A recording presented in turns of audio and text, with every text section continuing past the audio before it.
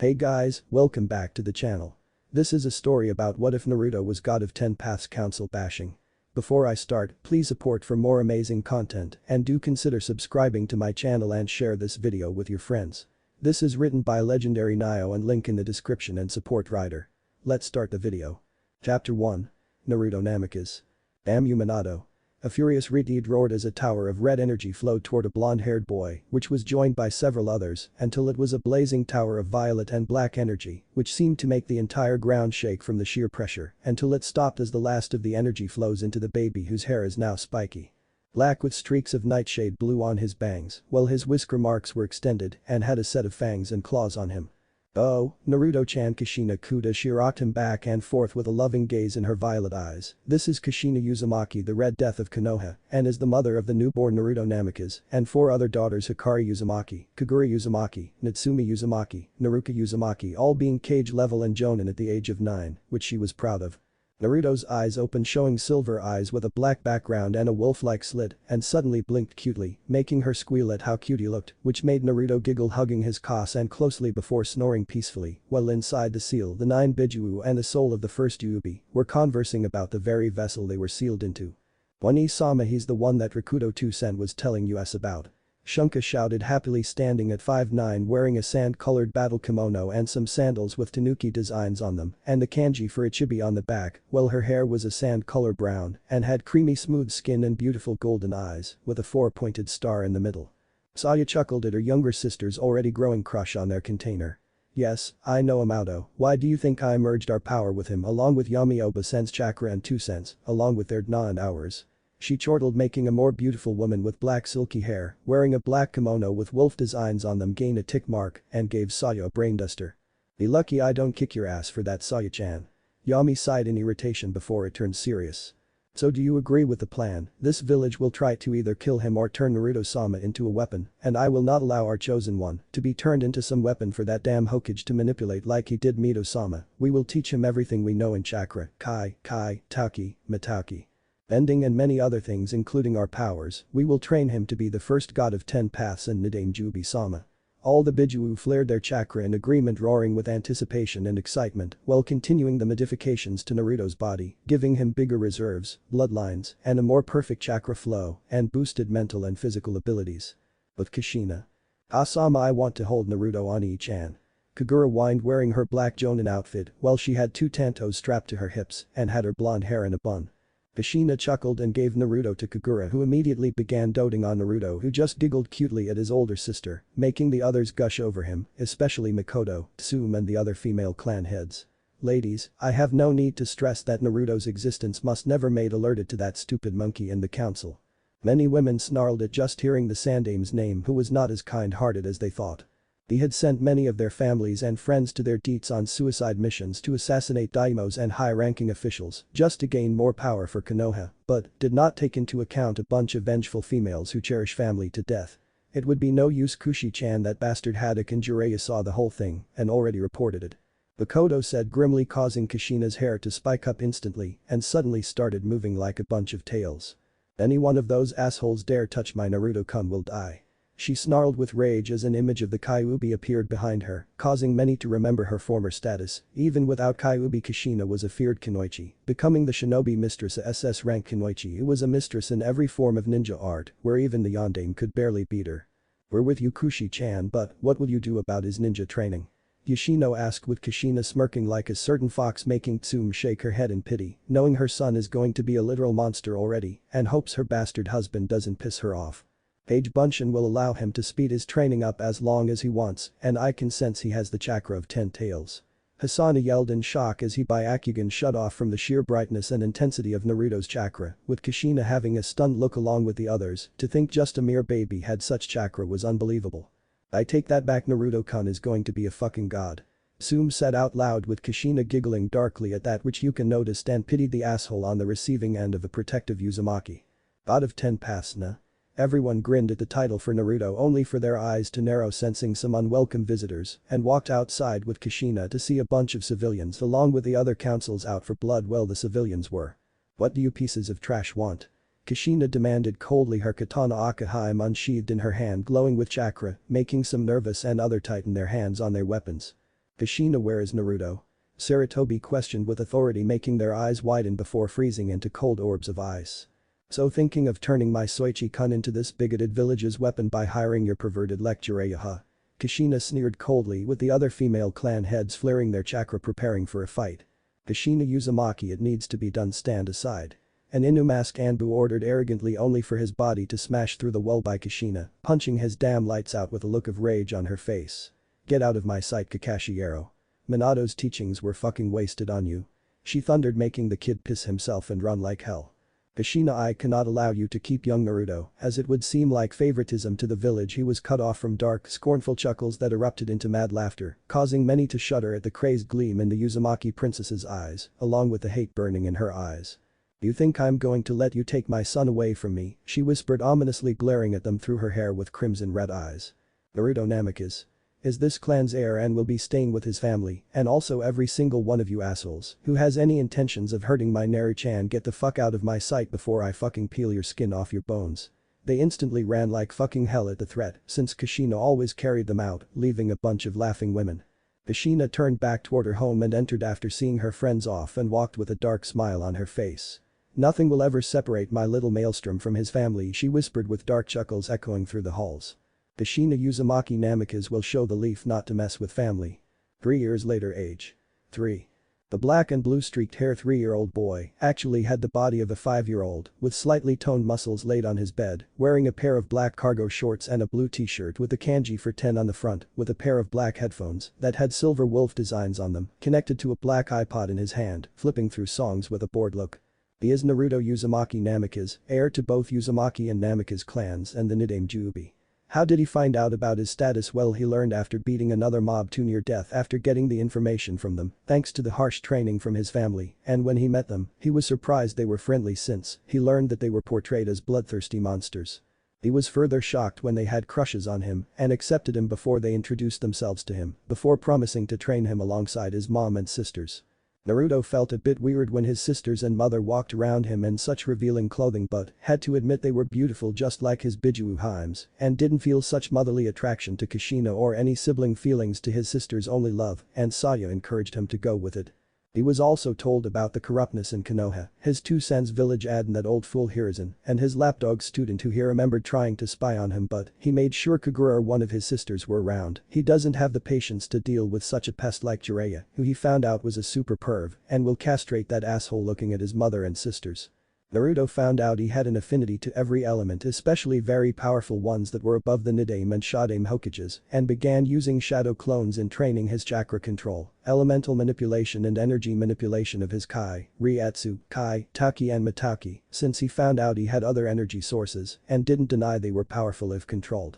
He also never seemed to get tired and took to training for days and weeks, so much his body was already toned, and started wearing resistant seals at LVL 50 and was happy he could handle it already thanks to his body's modifications. Naruto discovered that he also had other bloodlines, the Rinnegan, Eternal Mangekyou Sharingan, Dead Bone Pulse, Miten, along with something called the Tenten Karada that boosted his body's potential to godlike levels. Yami changed his Na a bit to give him 2 body-based bloodlines called Blacklight, which allowed him to absorb biomass, transform his body parts into weapons, absorb others into his body, and literally gain superhuman speed, strength, senses, and eyesight, along with some sensor modes that allows him to track any shinobi after him at any range. The other one was White Light. This allowed his Blacklight bloodline to become stronger and more stable, allowing him more abilities and enhancements, and applauded Yami with a kiss which left her dazed, while her younger sisters were a bit envious. He trained long and hard and managed to become Anbu level in everything while he was Cage level in experience, since he had the battle memories of his Biju Heims and his predecessor, meaning he can take on any opponent in this village, after all appearances are deceiving. Now he sits here bored out of his mind after his Kasan, and Nisan's used the puppy dog eyes on him to stop training, since it was his birthday in a couple of weeks, which he accepted with irritation in his eyes, and now lays here relaxing his muscles while he conjured a fireball in his hand using bending, which was something only Yami could do, and found it better than having to use jutsu, but vowed to use all things in his arsenal if he wants to. They already dislike a bunch of people in this village, Kabasho, Sum-chan's husband, due to his arrogance and ways of seeing women as nothing but breeding tools and housewives, and got his son Kiba into that mindset as well, and when both tried to attack him for being around Sum-chan, he literally beat them down like a whip dog, with them running with their tails between their legs and headed home. He disliked Sasuke Uchiha, Hyugaku Uchiha, half of the Uchiha clan, the civilians, some shinobi like Jiraiya, Kakashi, and some others, and the council and Hokage who tried every time to get him under their thumb for years, but he refused to even meet them, so therefore almost the whole population is on his shide list. He sighs and gets up before putting on some black Anbu pants, sandals, a sleeveless Anbu shirt, along with putting on his arm, elbow, and knee guards that were black made from the hardest metals, while he tied the back of his hair into a ponytail and strapped his red katana to his side, which had a black scabbard with the kanji for Kaiu on it. This sword was his Zanpakuto, which was created from his soul and Ryatsu and had 2 releases, a Shikai and a Bankai. He learned they were each different and had different powers and moves and made sure to train in the Shinigami arts and could gladly say he's a prodigy in the art as he learns Anjutsu, Kido, Hakuta, Ho-Ho and other arts with ease of a master. He had the Zanpakutos from his other hymns sealed on his arms with many kanji having their numbers imprinted with Yami's being on his collarbone since he mastered them by training for years in his mindscape and headed for the door. "Girls, I'm heading out for a walk," he called out. "Be careful, Naruto-kun." They yelled from the kitchen, getting an amused snort from Naruto like any asshole would mess with him, and closed the door leaving the compound and said a flash stepping across rooftops with the wind breezing in his hair, getting a sigh of contentment and dropped down to the streets, walking past everyone with a bored look ignoring the glares and looks of lust thrown at him while using his hunter sense to detect an Anbu squad following him. "Why can't these guys leave me the hell alone?" he grunted while his girls shook their heads at the stupidity of humans. "They are persistent, I'll give them that much." Saya drawled in amusement, making her sisters snort at her tone, while Naruto just shook his head before charging a little biomass to his legs and jumped up to the roof, surprising everyone who saw including the Anbu, while an Inu masked one frowned. "He's not supposed to be this strong," he thought before continuing following Naruto and came upon the Hyuga compound before noticing Naruto narrow his eyes sniffing the air, making Inu raise an eyebrow and dash toward the forest. With Naruto, he had sensed something wrong. His friends Hanabi and Hinata were not in the compound and he saw Kumonin earlier that made him suspicious and it soon clicked one was stupid enough to try and kidnap them. "Not on my watch." He growled silently before flash stepping through the trees, quickly racing through the foliage and heard rapid heartbeats and knew it was Hinata and Hanabi, scared and sped up and could sense more than one Kumonin traveling with the first on but widened his eyes when he felt a small trace of Nibi's chakra from a female. He narrowed his eyes with a thought. "I am taking back Nibi Hime's chakra, no questions asked." He growled with authority, making Nibi inside his seal blush with an embarrassed shy look on her face. "Then Naruto-sama, you spoil me." She whined in a cute voice while Naruto just chuckled. "I'm doing this girl a favor because your chakra will roast her organs," he said darkly before speeding up while taking note of the Anbu squad following him along with Hiashi and Hisashi. He raised an eyebrow before shrugging and continued onward. A couple of minutes later, Naruto landed in the clearing, cracking the ground as he saw the squad of Kumonin arguing and glared at them, his eternal Mangekyou flashing dangerously. He had mastered it in his mindscape by fighting his girls and his shadow clones, at the same time forcing his eyes to keep up with their godlike speeds, and mastered it at such a young age. Mikoto and her daughters Bara and Asami were awestruck. "Kumonin, hand over the heiresses and I guarantee I will let you leave alive," Naruto ordered with a powerful voice that shook them, including the others watching. "Who the hell is this Gaki?" Hebe muttered with interest in her voice as she watched the confrontation. "Oh, the Sharingan. We hit the jackpot today, oi. Genbu, Gunsei, get the brat into the bag with these two so we can head back Kumo for a good reward, might get this kid laid somehow." One of the Jounin barked, getting rounds of laughter, while Naruto just had a stoic face that unnerved the female Jounin, who felt the slowly rising Ki rising from Naruto.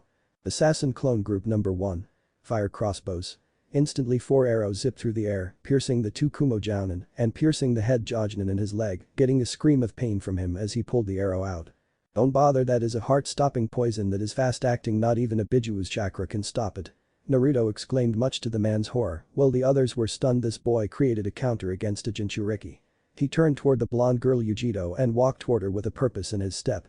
"I am taking Nibi Hime's other chakra half, so excuse me," he said before he placed his hand on her abdomen and pulled out a transparent blue orb and placed it into his seal and felt his Zanpakuto Hellcat blow brighter before turning a more darker shade of blue along with his hair and saw the girl faint and caught her. He placed her by the tree and untied the bag but was tackled by a 3-year-old Hinata and a 2-year-old Hanabi who thanked him repeatedly, making him chuckle before calming them down and turned toward the injured Jounin, screaming his head off, and had a wonderful idea. "Yami-chan, I believe I found my first test subject for my blacklight bloodline," he grinned evilly with Yami giggling darkly and gave him the go-ahead, which he accepted and grabbed the man by his throat, lifting him in the air with his godlike physical strength, shocking the others. Naruto smirked darkly as his eyes glowed orange with a black background and pulled his fist back.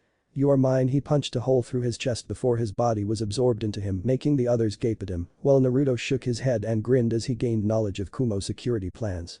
Jutsus and had to raise an eyebrow at this man having a Black Lightning bloodline and mentally ordered his blood-sealed clones at the estate to train in the Black Lightning and search the memories more and saw the Raikage didn't order this and nodded before heading back to the girls.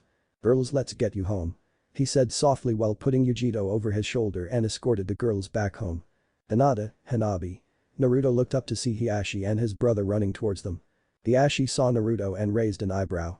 "You actually took them down at 3 years old, impressive."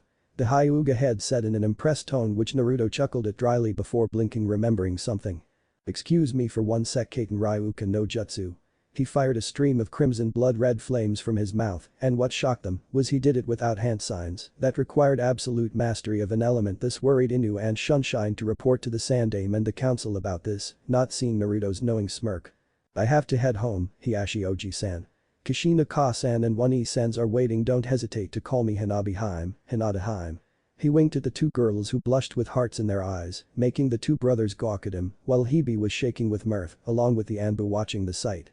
"Let's report in, boys." Hebe ordered, getting nods before vanishing and Elise Shunshin. "Namika's estate. Itato, what happened?"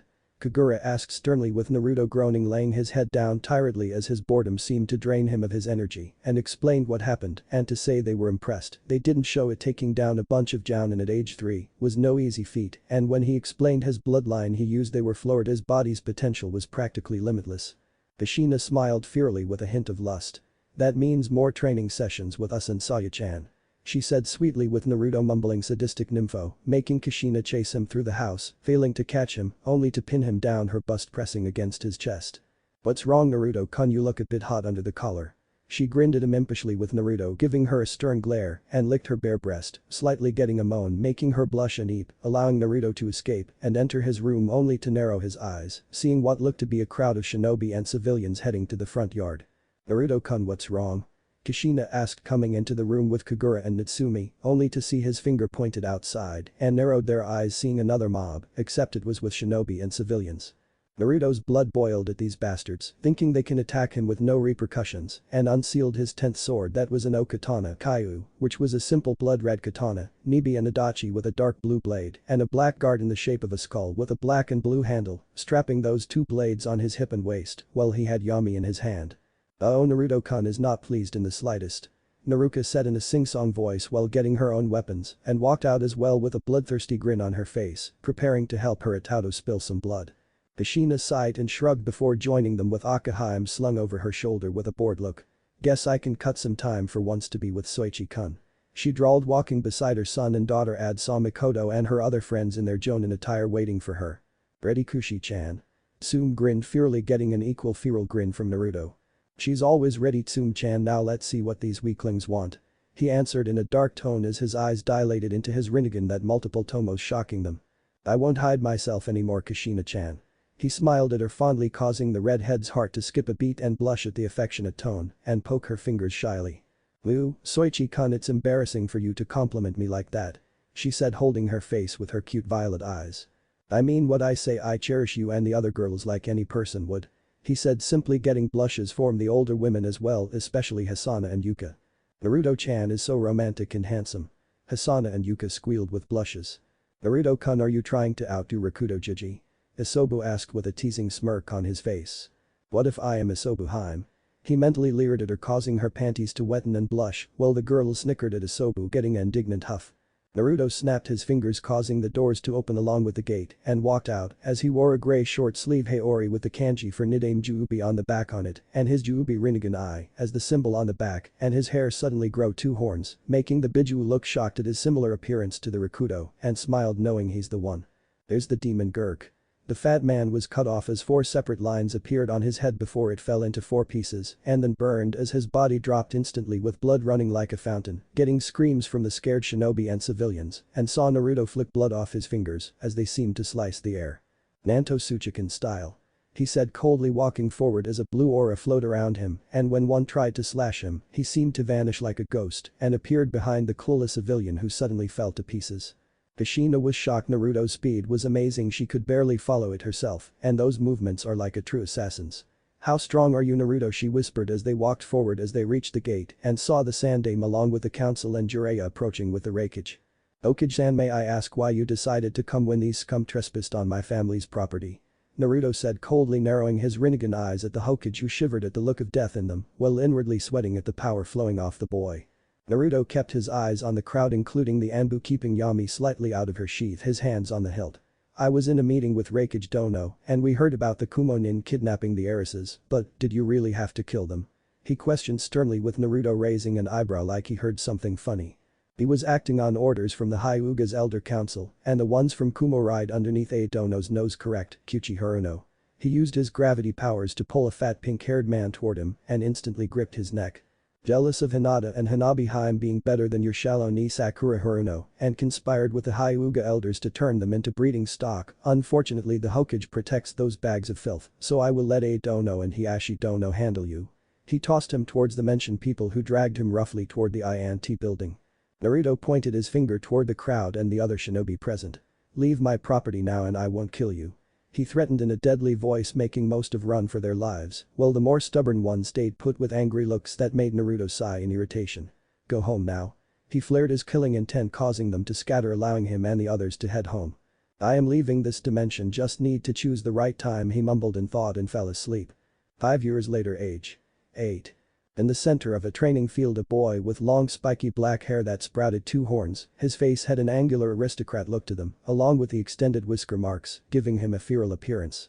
He wears a black shirt with a high collar with a kanji for God of 10 Paths on the back in silver with a white wolf on the bottom, black jean pants with a black and red belt with a silver wolf buckle, black sandals and opera-length gloves with black and red studded belts around it, Menma's gloves in Road to Ninja, and had an okatana in his hand with his other one nearly touching the hilt. The boy felt a breeze go past him and suddenly sheathed it with a click, and with that every tree around him was sliced into small pieces by what looked like small pale blue lines, but was actually Naruto using his Dark Slayer style of Kenjutsu, which required insane speed, reaction time and precision that he mastered along with many other different Kenjutsu styles. Naruto suddenly heard clapping and turned to see Kushina walking into his view with 2 purple-haired girls and one with black hair and red eyes that absently reminded him of the Sharingan. Impressive work, Soichi-kun. Naruto smirked. Just doing my warm-up, Kasan, and who are these lovely ladies here, by the way? He asked, taking notice of the 3 beauties before him and noticed they were a bit shorter than his mother.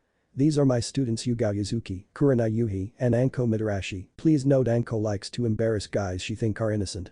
Kushina deadpanned at a nervously chuckling Anko, while Naruto just gave her a blank stare and took a large step back, making her pout. Oh, Naruto-chan, I'm not that scary. Anko whined with the puppy dog eyes that Naruto seemed immune to shocking them completely. Sorry, I like keeping my chastity intact, Anko-chan. As you can see, I have a crowd of fangirls from civilian girls to older kunoichi, and I have a very keen sense in knowing when they are forming to try, and how should I say, take my innocence. He deadpanned at them, making Yugao and Kushina gain a dark glint in their eyes. So you're the cat, Hibi, and Usagi Anbu that made sure Kakashi Yaro and Jiraiya Baka stayed away from me. I thank you for that. He bowed, shocking them but also getting blushes, while Kushina grinned seeing this. Oh ho. Seems my students are getting crushes on him already. She thought mischievously and gained an innocent expression. Ara. Already meeting my son and you girls are already making a move on him. She said in a teasing tone, causing their faces to light up like an apple, while Naruto just had a slight dusting of pink on his face. Peiku, Kushina-sensei, don't be ridiculous, this kid couldn't even handle me. Anko boasted, not seeing Naruto raise an amused eyebrow before fading away, and suddenly Anko felt his hot breath on her neck, causing a shiver to run down her spine as his arm circled around her waist, making her feel very warm. Are you sure about that, Anko-chan? He asked in a seductive purr that made Kushina and the others blush badly. Anko's mind went blank as it was overwhelmed with lust and tried to pounce Naruto, who only pinned her down with a teasing smirk before getting up with Anko, who had a smirk on her face. I'm going to like you, Naruto-kun. She purred, leaning on his shoulder with a dreamy expressing, getting warm laughter from Naruto that made their hearts flutter and heat rise to their cheeks again. Naruto suddenly had a frown on his face. We have unwanted guests. They turned to see Abisu, Kakashi, and Jiraiya walking into the training ground, frowning at Naruto, who only looked back with a cold stare. What are you trash doing here? He replied in a cold tone as his eyes glowed with dark intent. Be quiet, disrespectful brat. Abisu growled threateningly with Naruto smirking coldly. Says the limp dick asshole who's mad he can't get in my sister Kagura's pants. Naruto sneered mockingly, making the others have a blank face, but you could see mirth dancing in them, while Kakashi and Jiraiya had deeper frowns. Minato-san is not supposed to be like this, he's supposed to be easily forgiving and starving for attention, his thoughts drifted. Ibisu took a step forward only for Naruto to unsheath Yami slightly with a warning glare to not cross him. Give me a reason not to split you in half like the other bastards that dare go after my family. He said in an ice-cold voice, getting a scoff from Ibisu. You're nothing but a little runt of the litter. The only one who is worth my time is Sasuke-cha. He said arrogantly only to get a snort. You're a fool, then a low-down pathetic waste of space who has never been pushed to the brink of death in training at all, meaning you only got Takebetsu Jonin by luck, and also I have killed Jonin with more bite than you, or should I remind you of what I did to that Kumo Jonin? He said in a very eerie tone that creeped them out a lot. Also, I am more stronger than that egotistical asshole, because the only Uchiha I will ever respect is Asami, Bara, Hanishin, Tsubaki, Tsukiko, Habara, Mikoto, and Shisui. The rest of the Uchiha are corrupt and arrogant, thinking the Sharingan will always win their battles, and you are no better than them, being a copycat just like Haddock. Naruto pointed at Kakashi, who glared. Ibisu had enough and launched a harsh punch at Naruto, who only tilted his head slightly before retaliating with smashing his sheath into the bespectacled Jonin's ribs, cracking and breaking a few of them, causing blood to fly from his mouth as he was sent flying. Naruto stared at the two left with nothing but pure apathy and irritation. That is assault on a shinobi, Naruto. Kakashi said coldly, only getting a chuckle from Naruto. You think you scare me, Haddock? I can easily kill you with the flick of my pinky and not bat an eye. Abita's sacrifice was wasted on you. He spat with Kakashi, snarling in anger, pulling his Sharingan out, which Naruto responded with his Rinnegan, making their whole bodies freeze in terror from seeing a man with the same hair and eyes as Naruto glaring down at them, eyes radiating with ungodly power. Dry Rinnegan, Jiraiya whispered in horror at Naruto, unlocking that bloodline, and was ordered to seal it away should it surface, since Naruto would be nearly unstoppable with it mastered, and rushed at Naruto, hoping to take him down, only for Naruto to move his foot in a circle, causing the ground under Jiraiya to pull him down, leaving him with only his head visible.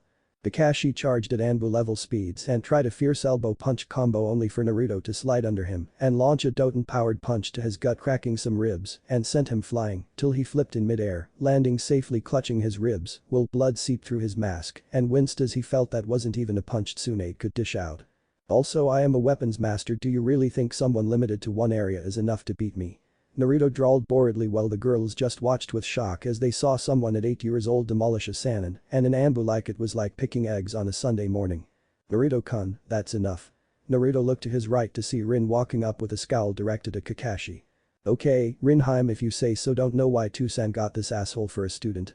He snorted, with Rin wondering the same thing before walking toward Jiraiya and stomped the ground, causing the earth to shoot the perv into the village and into the hot springs where he was beaten black and blue, while the others just laughed at the asshole pervert's agony and headed into the market.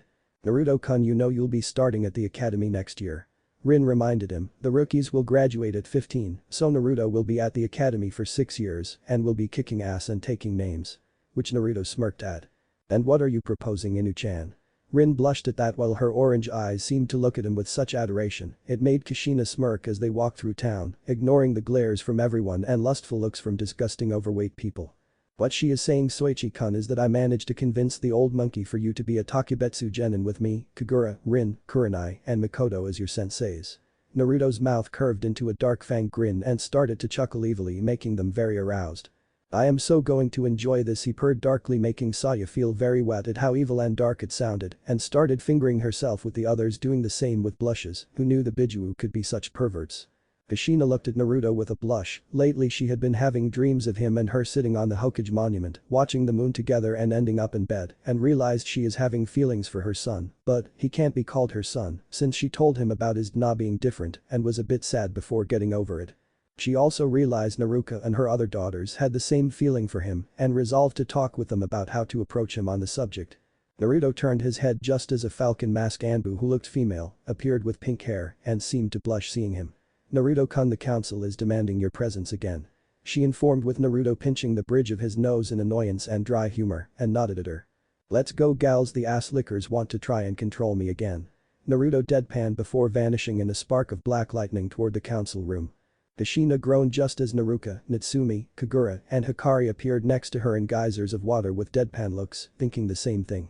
This is getting fucking troublesome. They thought before shining toward the council chambers with Kurenai, Anko, and Yugao. Council chambers.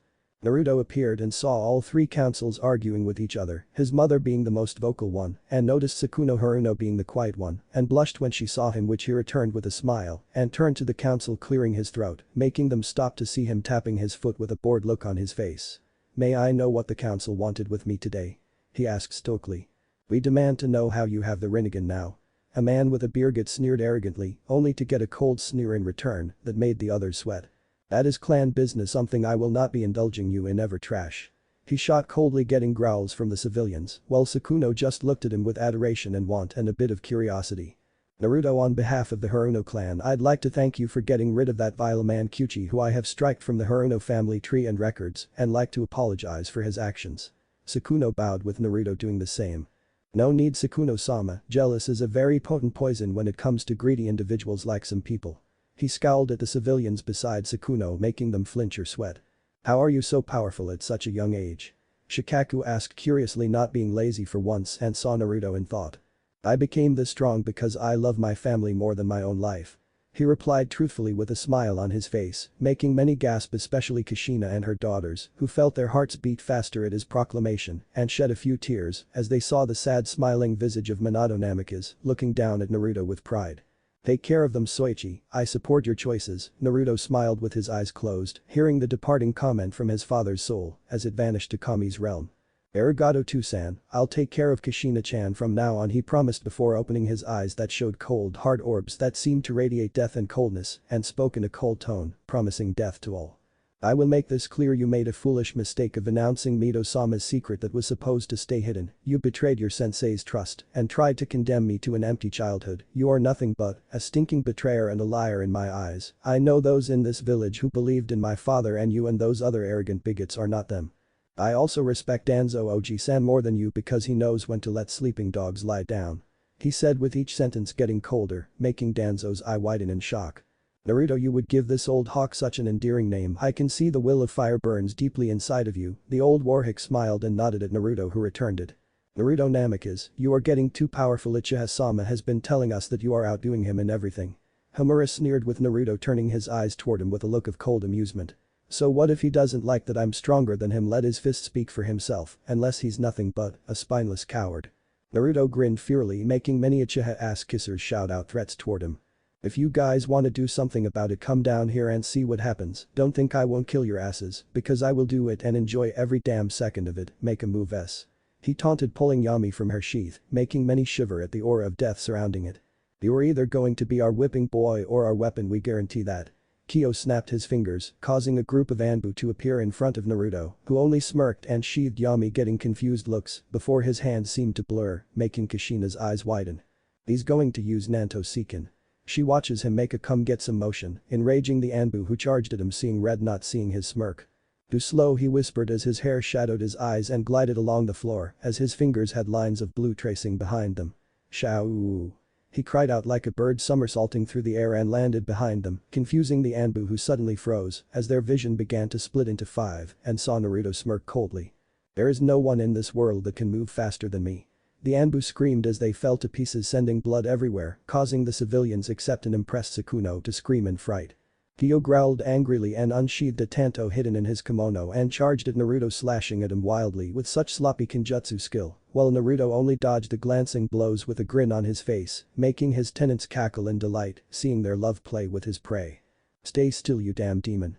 Kyo roared in fury at the mocking smirk on Naruto's face and dashed pitifully, slashing down only for Naruto to dash like the speed of light, appearing on the other side of the room, arms folded. Kyo thought he was still swinging his arm when he blinked and looked to his sword arm and flinched and turned a fearing eye to his other, grinning nervously with sweat dripping from his forehead, and looked forward with veins bulging to stop from screaming, but couldn't and let it out. "Ah!" He screamed as the stumps of his arms spurted blood like a fountain, causing them to back up against the wall. Naruto smirked.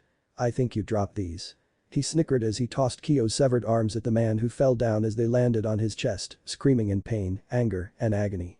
The others were in shock at how brutally efficient Naruto was. To think someone like him could disable a whole Anbu squad in just one movement, along with moving at the speed of light, even they couldn't see, and saw him clench his fists, causing the earth to swallow the remains of the Anbu, along with the flailing man not to be seen forever. "I have things to do with Kushina Kachan and One-san, so I bid you farewell." "Naruto-kun, wait." Kagura yelled running after him. Hurry up son. Kagura blushed and tripped along with Kushina and stuttered in indignation. I am not at Sundeer. Databane. Kushina shouted with Naruto, who only raised an eyebrow while everyone watched with amused eyes except for Hiruzen, Hamura and Kaharu. Need I point out the things that just screamed Sundeer on you and Kagura-chan? Also please note that Hikari, Naruka and Natsumi look like freaking lolis with your looks, Ka-chan. He pointed out with Hikari and the younger ones blushing badly at the truth. But we are your lolis, Nai-chan. Hikari pouted at him cutely, only to get a blank stare from Naruto, who turned before walking away, slowly getting blinks from Hikari and Naruka, who chased after him. Ani-chan Matt. I thought you liked lawless. Naruto's face colored red and started walking faster, muttering curses under his breath. You won't get away, Ani-chan. Natsumi yelled, dashing after him only for Naruto to outmatch her speed as he ran away from his overbearing sisters and mother, as dashes of blonde, black and red could be seen all over the village with girlish squeals everywhere. 2 days later, Park. Naruto sat between his crushes Hinata, Hanabi, Ami, Tenten, Tsubaki, Tsukiko and Bara, along with his best friends Choji, Shikamaru and Haruno, just chatting and playing a few games with them. He felt pretty good putting those assholes in their places, but his sisters along with his mother were now more hungry for his attention and wondered what was the cause for their displays of affection and came to one conclusion that made his mind go blank. They actually love him. That made him feel warm being around those he loves deeply and was thinking of talking to them later on next year about it. Naruto-kun, what do you think about the academy for next year? Sia asked with her pink ponytail having a fringe covering part of her jade emerald eyes that made her look cute to Naruto since she took after Sukuna in her looks and body.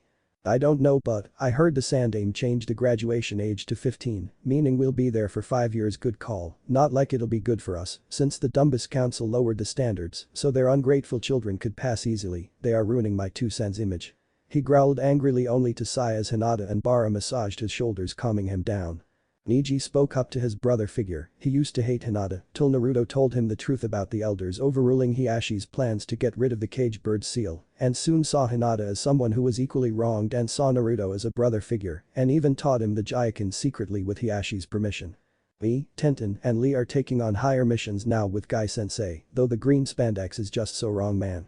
He shuddered just picturing it, making Naruto and the others shiver at it too. Seeing 2 guys in green spandex hugging with tears running down their eyes is just so wrong on so many levels. Naruto suddenly spoke in a nervous tone. Neji, do you think your sensei has a thing for little boys? Neji and the other guys went pale with horror and began whimpering at the image of a leering guy drooling at them. I don't know, Guy looked like one to strap a kid to a bed and dom. Tenten mused, causing Shikamaru to bolt screaming, clawing at his eyes, trying to get rid of the horrifying mental image in his head and curled up into a ball whimpering shakily. Even I am disturbed by that. He stopped before narrowing his eyes, sensing a group of people he did not want to be around and saw Kiba, Sasuke, Sakura, Ino, Gasai and Kaio entering the park heading for them. Naruto whistled at his group, who narrowed their eyes seeing Naruto's enemies and stood up and moved beside him in sync, having cold hard eyes just like Naruto taught them to have when around people like them who only seem to want to make others' lives miserable. What do you want to Cheha? Me and my friends have things to do. Naruto said in a cold tone, eyes devoid of any emotion. I want those swords of yours, Namikaze, so hand them over. Sasuke demanded only to get a blade pointed at his eye, making the others gasp.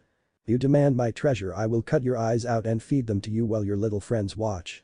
His lips curl into a cold, sadistic smirk that scared the duck ass in front of him.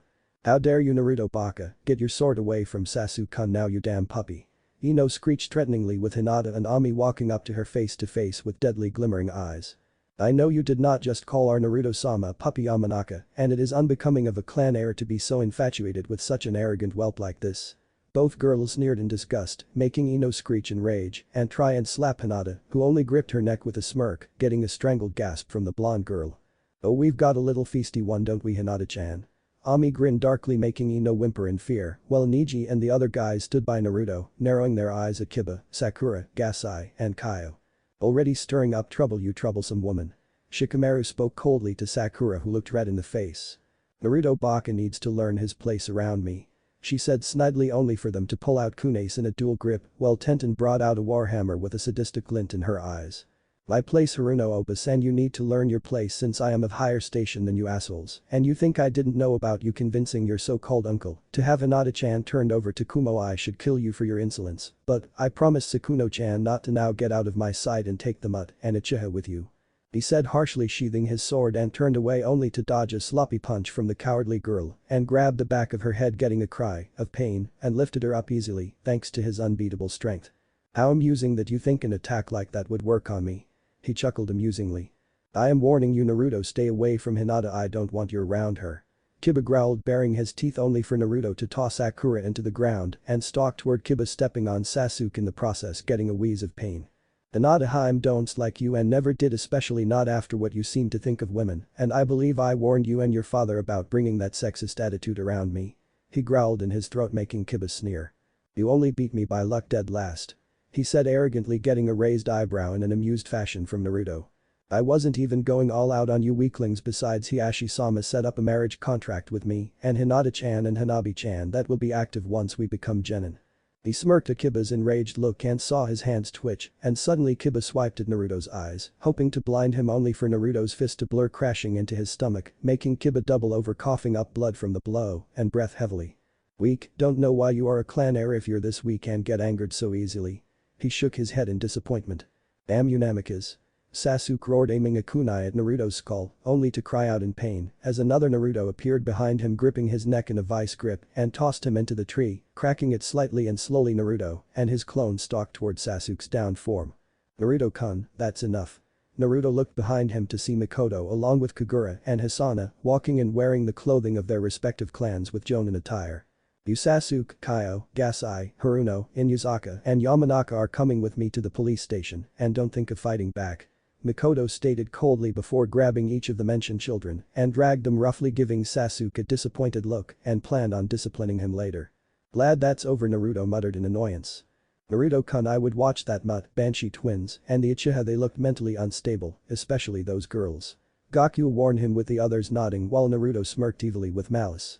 Let them come, sooner or later I will send them to the endless abyss known as death, ha ha ha ha.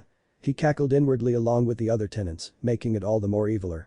The world has found its prey. Konoha has a bleak future now thanks to the actions of the bigoted people. War will come soon. And Naruto Namikaze along with his loves and family will be ready.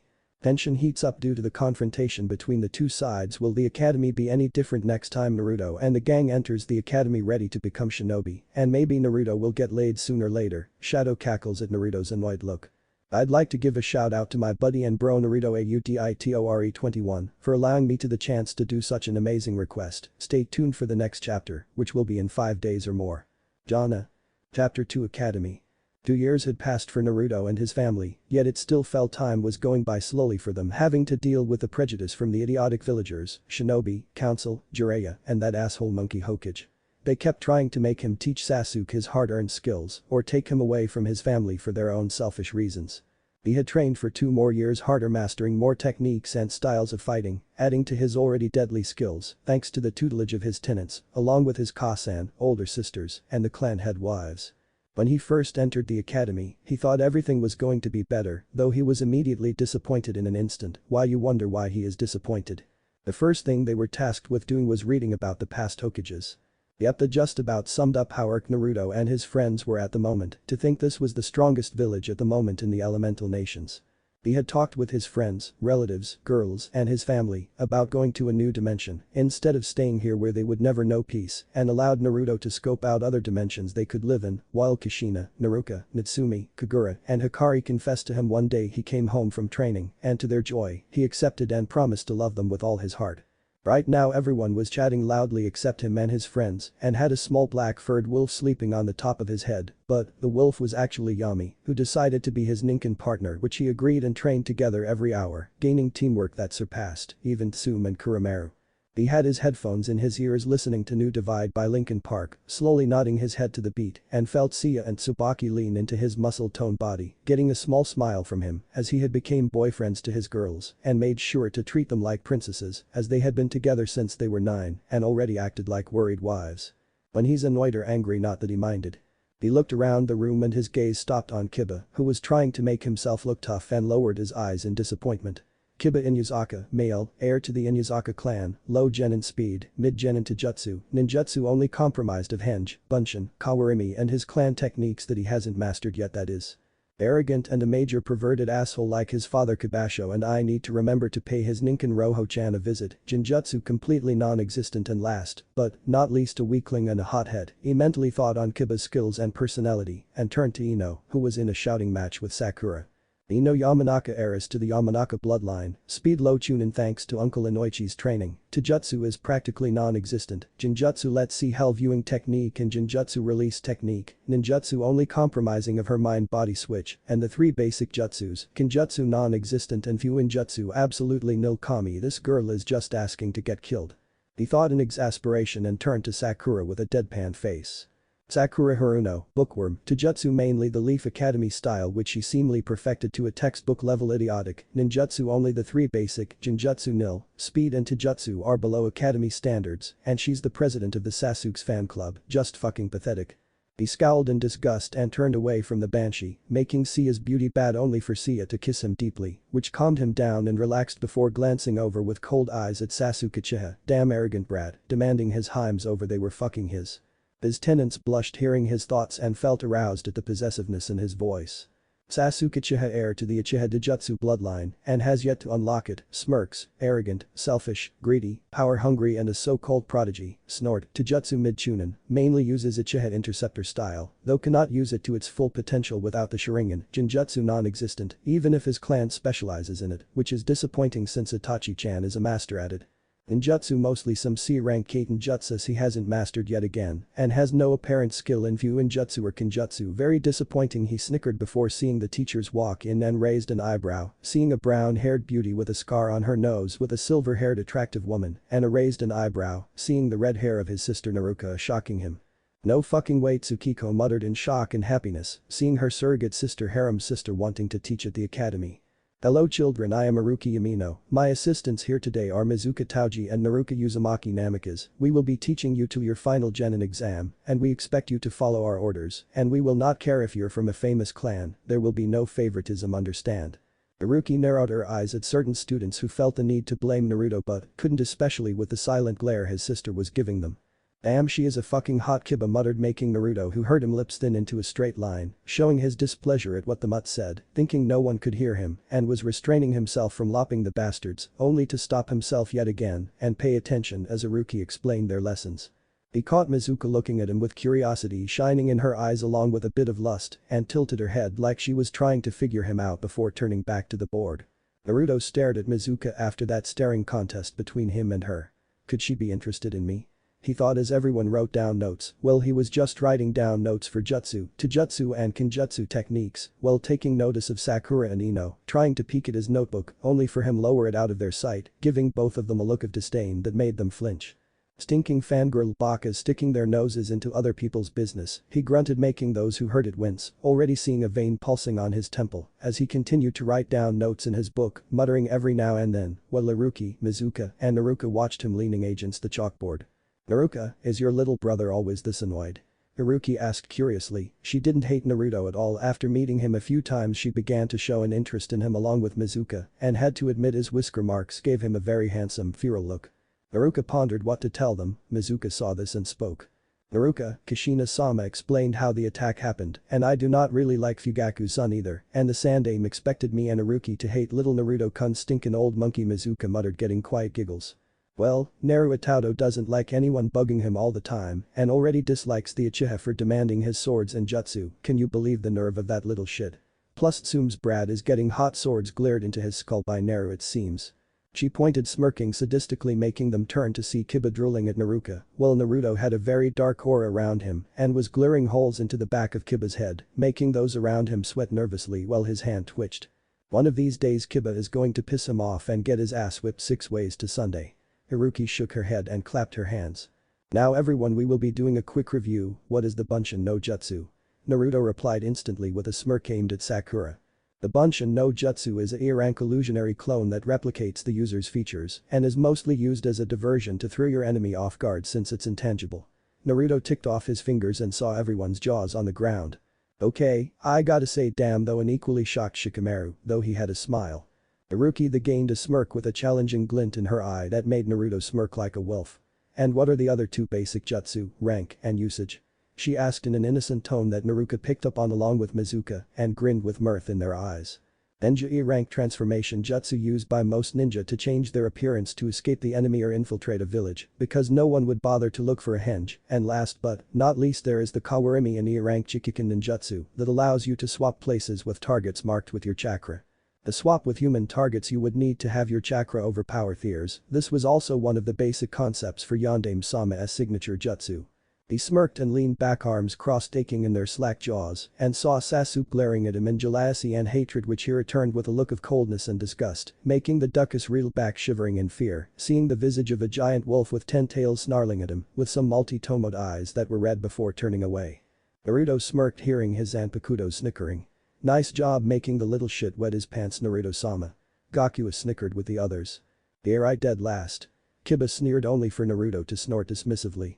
"If you're trying to look tough, Inuyasha, then you are failing badly right now because I do not like those who want to become shinobi just to want to get some." He deadpanned, making several blush beat red at that. "I swear Tobirama-sama would be throwing a fit if he saw the academy this way," he muttered as the history lesson continued. Namikaze-sensei Naruto looked over to Sia and Tsukiko with a raised eyebrow. "Yes. Is there a possibility that we can learn Kenjutsu if we have the aptitude for it?" Naruto smirked, seeing some interested in Kenjutsu since they think Taijutsu is better. "Sure, I will teach you Kenjutsu, but I will warn you now, if you get arrogant enough to think you are better than me or my other acquaintances in Kenjutsu, I will be sure to show you the gap in skill, because Kenjutsu takes time and patience to master." She said pointingly at Sasuke, Kiba, Ino, and Sakura, along with several other arrogant students who frowned at her since they thought ninjutsu and jutsu were better. "Let's head outside for the obstacle course," Mizuka announced, walking outside, getting nearly everyone to run following her, making Naruto, Hinata and the others shake their heads at their loud activity that was unfitting of a ninja, and walked outside slowly while Naruto and Naruto conversed. "So Naruto-sensei, what brought this on?" He raised an eyebrow, which Naruto blushed, feeling naughty thoughts enter her head about student and teacher before she got rid of them. "I am here on request from Ka-san to make sure none of the teachers sabotage your education, not that you needed this stupid academy." Naruto snorted at the truth in her voice and had to agree since he knows everything that the academy teaches. "Naruto-hime, after Taijutsu sparring, I am going to switch with a shadow clone to go investigate the other dimensions, except this shadow clone won't be that frail, since I am creating it using my Ri-Atsu and chakra, meaning only a cage level nin could hope to at least injure it. He smirked smugly at their slack jaws and went outside to see the children yet again shouting loudly, while the girls screeched at how cool Sasuke is, making a vein pulse on his forehead again, and turned up the volume in his headphones and sat down under the tree with the shade covering him, while Hinata and Tsubaki snuggled into his form, ignoring Sakura and Ino's glares. Who are those two weaklings trying to intimidate? Hinata deadpanned with a raised eyebrow to Tsubaki, who had a twitching eyebrow since she met those two when they visited her mother to see Sasuke and already disliked them for badmouthing her Naruto-kun, screeching their ugly ass voices off, and lastly insinuating she would want her bastard brother. "Yeah right, the only one who gets her is Naruto. She's just a troublesome, that's what she is." Shikamaru snorted, leaning against the tree, arms crossed, seemingly appeared out of the shadows, wearing a pair of blue jeans, black sandals, and a white shirt with his clan symbol on the front and back, while having a spiked bracelet on his wrists, and his hair looked more sleek and his eyes were more hardened. "Hey Shika, how's the old man doing?" Shikamaru smiled at his brother figure.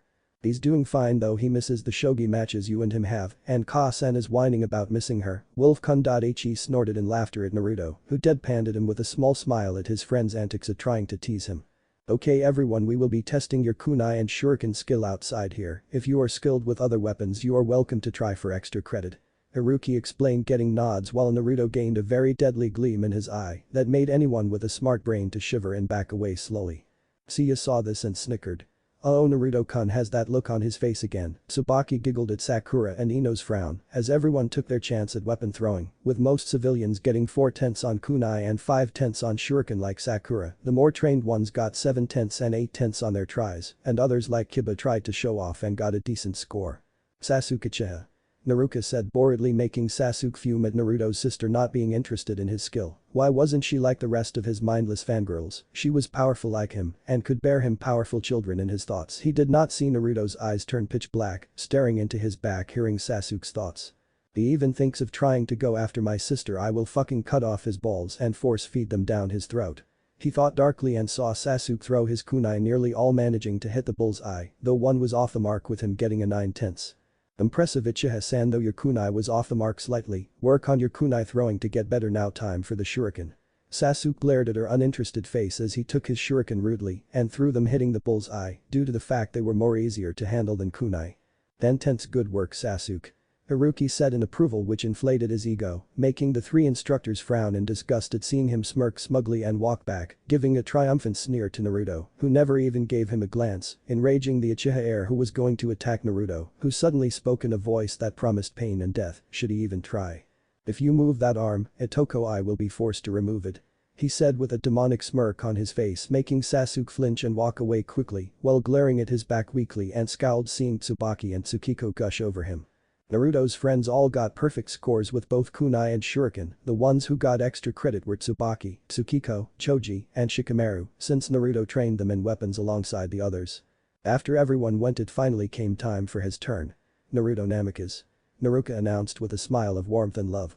Naruto walked toward the table and picked up the kunai, all of them in one hand, and threw them using none of his strength, just skill, while adding a bit of Raiten chakra, causing the bull's eye to crack. Shuriken please. He asked politely, getting a nod as 10 shuriken were tossed at him, which he caught between his fingers expertly and launched the projectiles, hitting the red and black colored areas on the target, getting rounds of laughter from everyone. Miss dead last. Ino sneered, only for Naruto to chuckle darkly, making them quiet. Actually, Piggy Baka, the black and red marked areas indicate the areas where I can instantly kill my enemy or cause them a very serious injury. Got it memorized. Naruto spoke in a very Axel-like fashion with his hands in a gun shooting pose. Ocelot's pose is badass, and you know it, with a smirk at their gobsmacked looks. That is correct, these targets are used to cripple or kill an enemy instantly if hit. Now since you got a full perfect score, would you like to use any other weapons? Mizuka asked, looking at him with anticipation as every weapon was brought out, making his eyes light up in glee, and moved toward the table with a keen eye, observing the weapons brought in. I'll go with the warhammer, axe, chikudo, Fuma shuriken, zanbatsu and senbon. He picked up the mentioned weapons and stood 10 feet away from the target dummy. He raised the axe with one hand, getting bulging eyes, as his eyes seemed to glow with demonic glee as he got ready to throw them. Let's play. He cackled inwardly as he let the weapons fly. 1 min later of mad weapon throwing. Everyone stared with bulged eyes at the target dummy that was literally reduced to nothing but firewood, and stared at an innocent-looking Naruto who was shaking with mirth. So perfect score, what? Mizuka and Naruki nodded while inwardly shouting how cool he was, while Naruka was feeling very aroused. Yes, perfect score, I can already see a future Rookie of the Year. She said proudly with a loving smile that he returned. That is so bullshit, there's no way that dead last is better than an elite like me. Kiba roared and charged at Naruto, ignoring the yells to stop as his instincts were controlling him, seeing Naruto as a threat to its dominance, and aimed to tackle him to claw his face apart, only for Naruto to hit him with a backflip kick that left a black trail. Flash kick. He landed on his feet and waited for Kiba to come back down and launched a solid uppercut to the chin. Shin, he launched another. Sho, he gathered his kai, causing his fist to glow white and black, and launched a fierce dragon uppercut. Raiken. His punch launched Kiba through the air like a rocket, crashing through every wall in the academy as Naruto landed in a crouch and stood up, crossing his arms. Kiba, you will never defeat me if you attack with the mind of a beast. Naruto shook his head in disappointment at the Meilen Yuzaka's mindset. He could become a powerful shinobi if he learned to control his emotions, but oh well, it's expected from someone like his father, and went inside and hid using his cloaking jutsu and clapped his hands energy cage Bunshin no jutsu. The replica of Naruto appeared next to him in a swirl of white light. Go through the classes and pass everything, I have some dimensions to scout. He commanded, getting a nod as the clone went outside to beat some ass, while Naruto's clothing shifted into a pair of black jeans, black combat boots. A black tight spandex top with a kanji for 10 on his left pectoral in white and his grey haori over it, with his tail's number on the back and front in black, and his hair became more blacker and his eyes a royal purple. Let's see what dimension I should go to, aha. Let's try out New Mirace. He grinned and vanished in a kamui to another dimension. New Mirace. In an alley, a swirling vortex opened up and out walked Naruto, who was looking around in awe and wonder. Man, this dimension is very technologically advanced. He muttered. Naruto-kun, this dimension has what you call conduits, humans given superhuman powers, some have pure elemental control, increased mental abilities, teleportation, speed, and there's even this guy called Cole McGrath, who is a conduit of pure lightning. He raised an eyebrow at that last part as he wall jumped onto the rooftop and scanned the city using his eagle eyes, thanks to being the sage of the hawk summons, and saw golden, red, and white trails. The golden ones meant something interesting was that way, red meant that path lead to enemy territory, and white meant a conduit was nearby or a special item or hidden location. He suddenly sensed someone behind and turned slightly to see a tall fair-skinned man wearing runner clothing with a bit of brown hair and had electric blue eyes, but he could feel the lightning radiating from his soul and it made him smirk under his hair as he knew it was Cole McGrath. He turned to see a rotund man looking like a modern-time cowboy who was looking at him suspiciously and saw his hand twitching towards his gun which looked like a revolver. He turned to see two beautiful women in his eyes, one looked dark-skinned and had a very slim figure, wearing some shamanic accessories and some casual clothing that looked a bit tight for his tastes, but her cold black eyes looked at him in interest and a bit of lust. He saw a woman with almost pale skin wearing some black loose pants, black shoes, and a black t-shirt and had black short hair, but the strange thing was the mist flowing from her arms and recognized it as ice and saw her eyes were ice blue. Both of them were conduits with different elements, the dark one smelled like fire and napalm, while the other had a cold atmosphere around her, meaning she could control ice. "What are you doing up here, kid?" Cole asked, looking at him closely, getting a raised eyebrow from the expressionless Naruto, making the others blink at his stoicness, and saw no emotion at all. "Do I look like a regular preteen lightning rod?" Naruto deadpanned, making the man's eyebrow lift slightly at the mature tone, but narrowed his eyes on the lightning rod comment. "How do you know who I am?" He asked calmly, his hand inching toward his amp, only to freeze in shock, seeing 4 sheathed katanas on either side. "McGrath-san, in case you do not know, for your own health I am a fighter. Do you really think your powers could win against me?" Naruto asked with cold amusement in his eyes, making even Kuo shudder. "Whoa kid, let's not be so hasty here." Zeke moved to unclip his gun belt, only for it to fly from its holster into the hand of Naruto, who examined it closely and turned to see some man in a militia outfit getting ready to shoot someone, calling them a freak and such, making his eyes narrow and twirl the gun expertly and took aim. Zeke's eyes widened in shock and worry. "Kid, hold on a minute." Naruto turned to him with blank cold eyes. "Why should he scum if he is thinking of killing a child who has special abilities?" He said calmly before pulling the trigger, causing brain matter to explode out the man's head as it exploded everywhere before the body hit the ground with a thud, allowing the child who saw Naruto to send a thankful look before escaping. The dark-skinned woman whistled. "Nice shot, cutie pie." Naruto smirked, showing his sharp fangs. "No problem babe, it's no biggie." He waved off her praise, making her eyebrow raise above her hairline at his humbleness and maturity. "Oh, we got ourselves a player here," she said, smirking as she walked around him while Kuo looked at his face with a blush. "Why did you kill that man?" Cole asked, only for Naruto to snort. "That is a bit hypocritical since I've killed a lot of these shitheads with your lightning powers, I'm sure, and so has Nyx and Kuo-chan, correct?" Kuo and Nyx blushed at his nickname, while Cole widened his eyes in shock. "How do you know that?" Cole asked with sparks of lightning coming off of him and got a calm reply. "I saw you didn't flinch when his head popped like a balloon," Naruto said dryly, making Cole want to bash himself in the head for the obvious answer, while Nyx snickered at him. Naruto suddenly turned his head, noticing a bunch of guys wearing coats with skulls on them coming toward them. "Friends of yours?" he asked, looking at Cole, who was clenching his fists in anger. "No. These bastards are the Reapers that were supposed to have been wiped out after I took down Sasha." He growled, about to attack, only for Naruto to stop him, getting a confused look. "I haven't had any chance to let loose in a while, so let this upcoming shinobi deal with this." Naruto smirked as he used his Banbutsu Sozo to create himself a pair of handguns that were colored black with a silver wolf design on them, making Cole nod and step back to see how Naruto will handle it. "Let's go." Naruto raised a smaller one and began firing black zero blasts at a rapid pace, dropping the flying Reapers left and right. Sheathing his gun, he raised a larger one at a group of them and let loose a larger focused blast, incinerating them instantly, and holstered it before decapitating another with a sealess wind blade.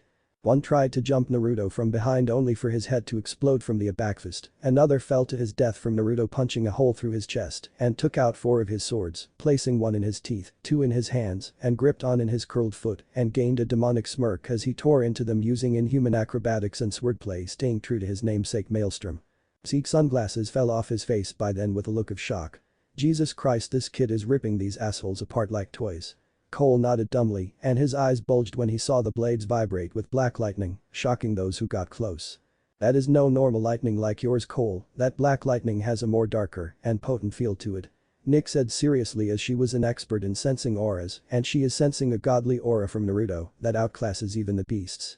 Naruto bisected another in two halves, decapitating three others in one move, and flipped his sword back into their sheaths and disarmed one that was hiding and snapped his neck before using his Jikkikanten release to slow down time around him and literally fire accurate headshots while he dodged slow-moving bullets in midair, bending everywhere with impossible flexibility. He cancelled the time slow and grabbed the face of the last one and shocked them when black lightning flowed from the Reaper's body and into Naruto's before going limp as he dropped the corpse and walked back to the others calmly with black and red lightning sparking out of his eyes with a smirk. How do you have the same powers as me? Cole asked, shock only for Naruto to point towards his arm, and to their shock was a small cut that leaked a bit of blood. My other power is the ability to assimilate Na, meaning just a tiny drop of blood from you. Cole gives me the same powers as yours, but my black light and white light abilities modifies it to suit my power levels. Neat, huh? Cole nodded at that. He can basically take his powers to a whole new level. This dimension cannot be my home, too much chaos here. He sighed sadly, giving sad looks towards Kuo and Nyx, who looked equally sad while Cole just smiled. Why don't you take Nyx and Kuo with you, kid? Both looked at him in shock. Cole, what are you saying? Kuo yelled at him while he just smiled sadly. I'm going to die anyway against the beast. He sighed, turning away, not seeing Naruto's frown before the air became heavy as the sky turned near blood red and everyone turned to see a giant charcoal-skinned looking humanoid stepping into New Mirai. I take it that's him? Cole nodded as his body blazed with electricity while Zeke pulled out his gun. Nyx and Kuo were engulfed in their respective elements, only for Naruto's aura to blaze into a massive flame-colored white, his eyes glowing an ethereal white. I'll only need my Hanyo form for this one.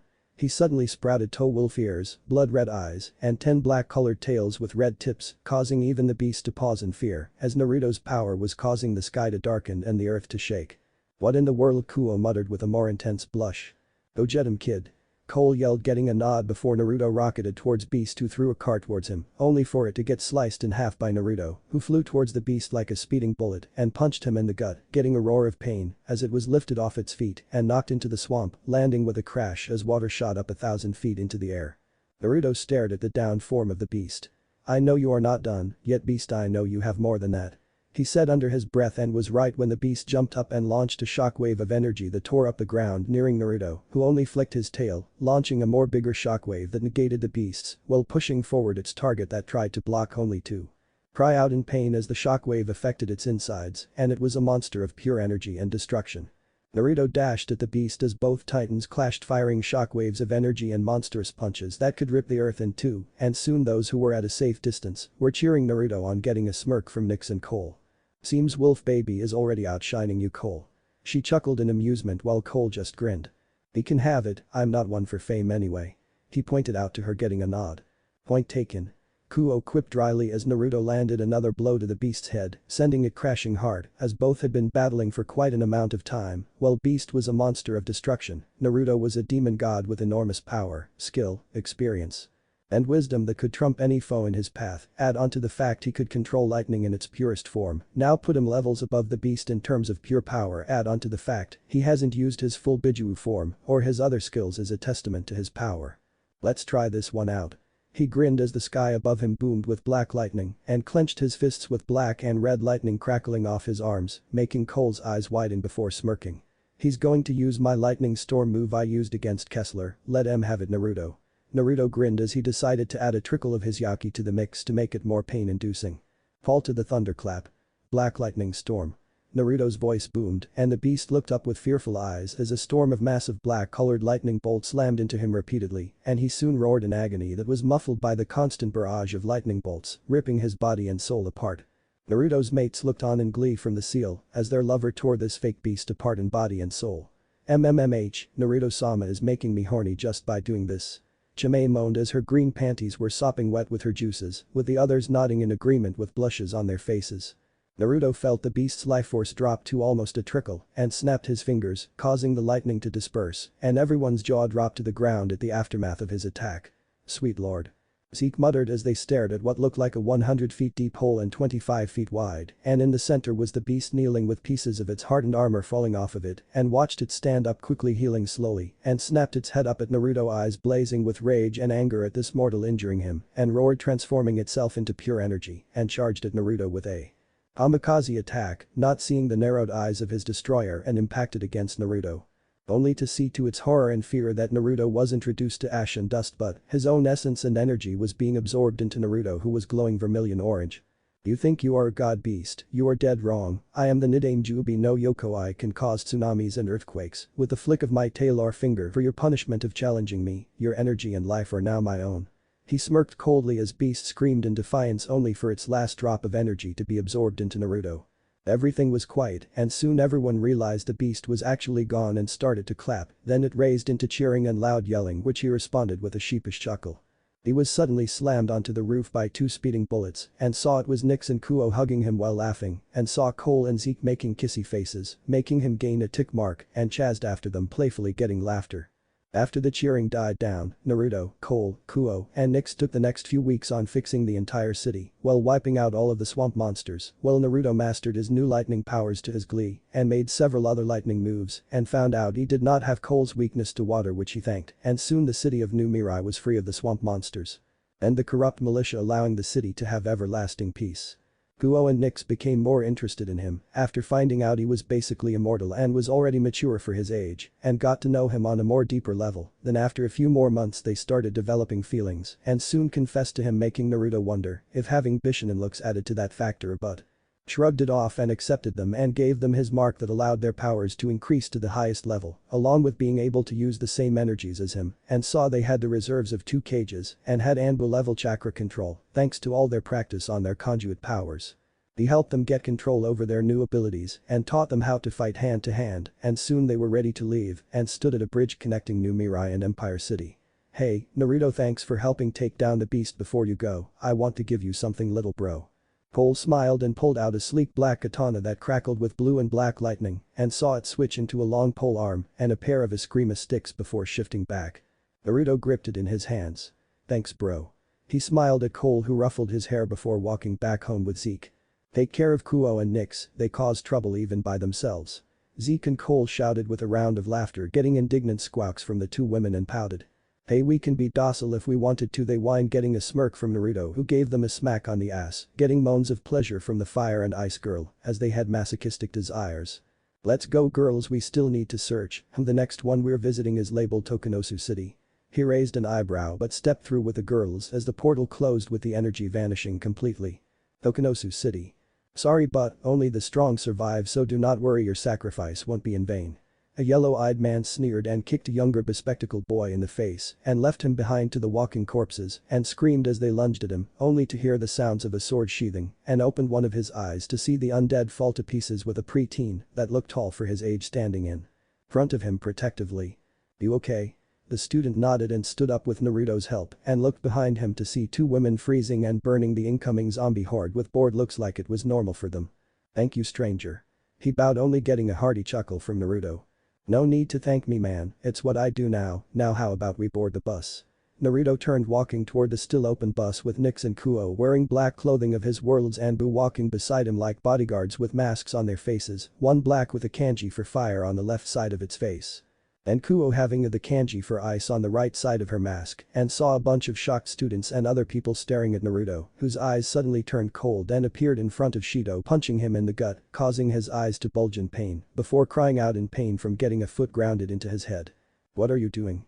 One of Shido's followers yelled, only to get a bored look from Naruto, making the girls blush, especially a black-haired girl wearing a pair of black pants, red t-shirt and a black jacket, and had brown eyes at his handsome looks.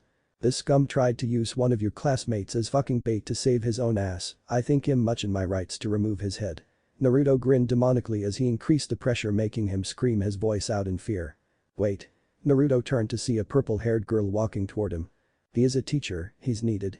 She said, giving Shido a look of disdain, while Naruto snorted coldly, shocking them at his cold attitude. Tell me, why should I spare this piece of garbage that deserves getting beheaded and burned to ashes? He gave Siko a piercing stare which she secretly liked and shifted nervously. He's supposed to keep his lot in order, surely you can see the logic in that. A redhead pleated named Yuuki getting a long stare from Naruto, along with a black-haired girl wearing glasses holding a handmade nail gun. He stared back at squirming Shido with cold, emotionless eyes and placed his sword Kuro 1 meter from his eye and spoke in a chilling, ominous voice that shook everyone. Since these lovely ladies asked nicely, I'll let you live this time. He spoke much to the evil teacher's relief, only to choke on his breath as Naruto pressed down on his throat. You endanger another student for your own sick desires, I will spill your blood on the ground and toss you to these abominations with you as an appetizer, do not think I will not do it, snake face. He sneered before kicking Shido harshly in the ribs, getting a pained cough, before launching a black lightning stream from his finger incinerating the rest of the zombies, much to their shock, and boarded the bus. Get inside now. They boarded quickly from his commanding voice and sat down obediently, while Naruto sat down between Kota and Saya, who blushed at him. Please drive, Shizuka-sensei. The blonde ditz blushed and nodded before starting up the bus, driving out the school gates. Naruto propped up his feet and leaned back to relax, only to crack open an eye seeing the girls blushing at him shyly, even the teacher wearing a white suit with red hair. Yes, he peered at them over his high-collar cloak he put on after leaving New Mirai. Rei raised her hand quietly. Ayano, we wanted to say thanks for saving us. She said quietly, getting a warm smile that made her heart skip a beat. It's no problem, I would have done the same even if you never asked me, just call me Naruto, okay? They nodded. Hi, Naruto-san. Kayako corrected herself with a blush while getting jealous glares from the other girls except Kuo and Nyx, who were snickering under their masks. Naruto's wolf ears popped out on his head, twitching rapidly, making the girls accept an oblivious Shizuka stare, while Kota and Saya's fingers twitched at how cute he looked and saw Naruto turn to them, blinking cutely, getting a squeal from Yuuki and Siko, who glomped him, scratching his ears, making him blush at the attention. Girls quitted. He mumbled mentally, recalling his ears back only to hear Shido preaching like some kind of cult leader, and it was grating on his nerves. Am I not the only one getting annoyed by his voice? Kota grumbled lowly, getting a grunt from Naruto. Join the club, Kota. I knew I should have beheaded the bastard, but someone had to convince me. He pointed accusingly at a blushing Siko, getting stares from everyone that disliked Shido, making her blush redder. I never liked the bastard, especially since he was the reason Toussaint lost his job and died later.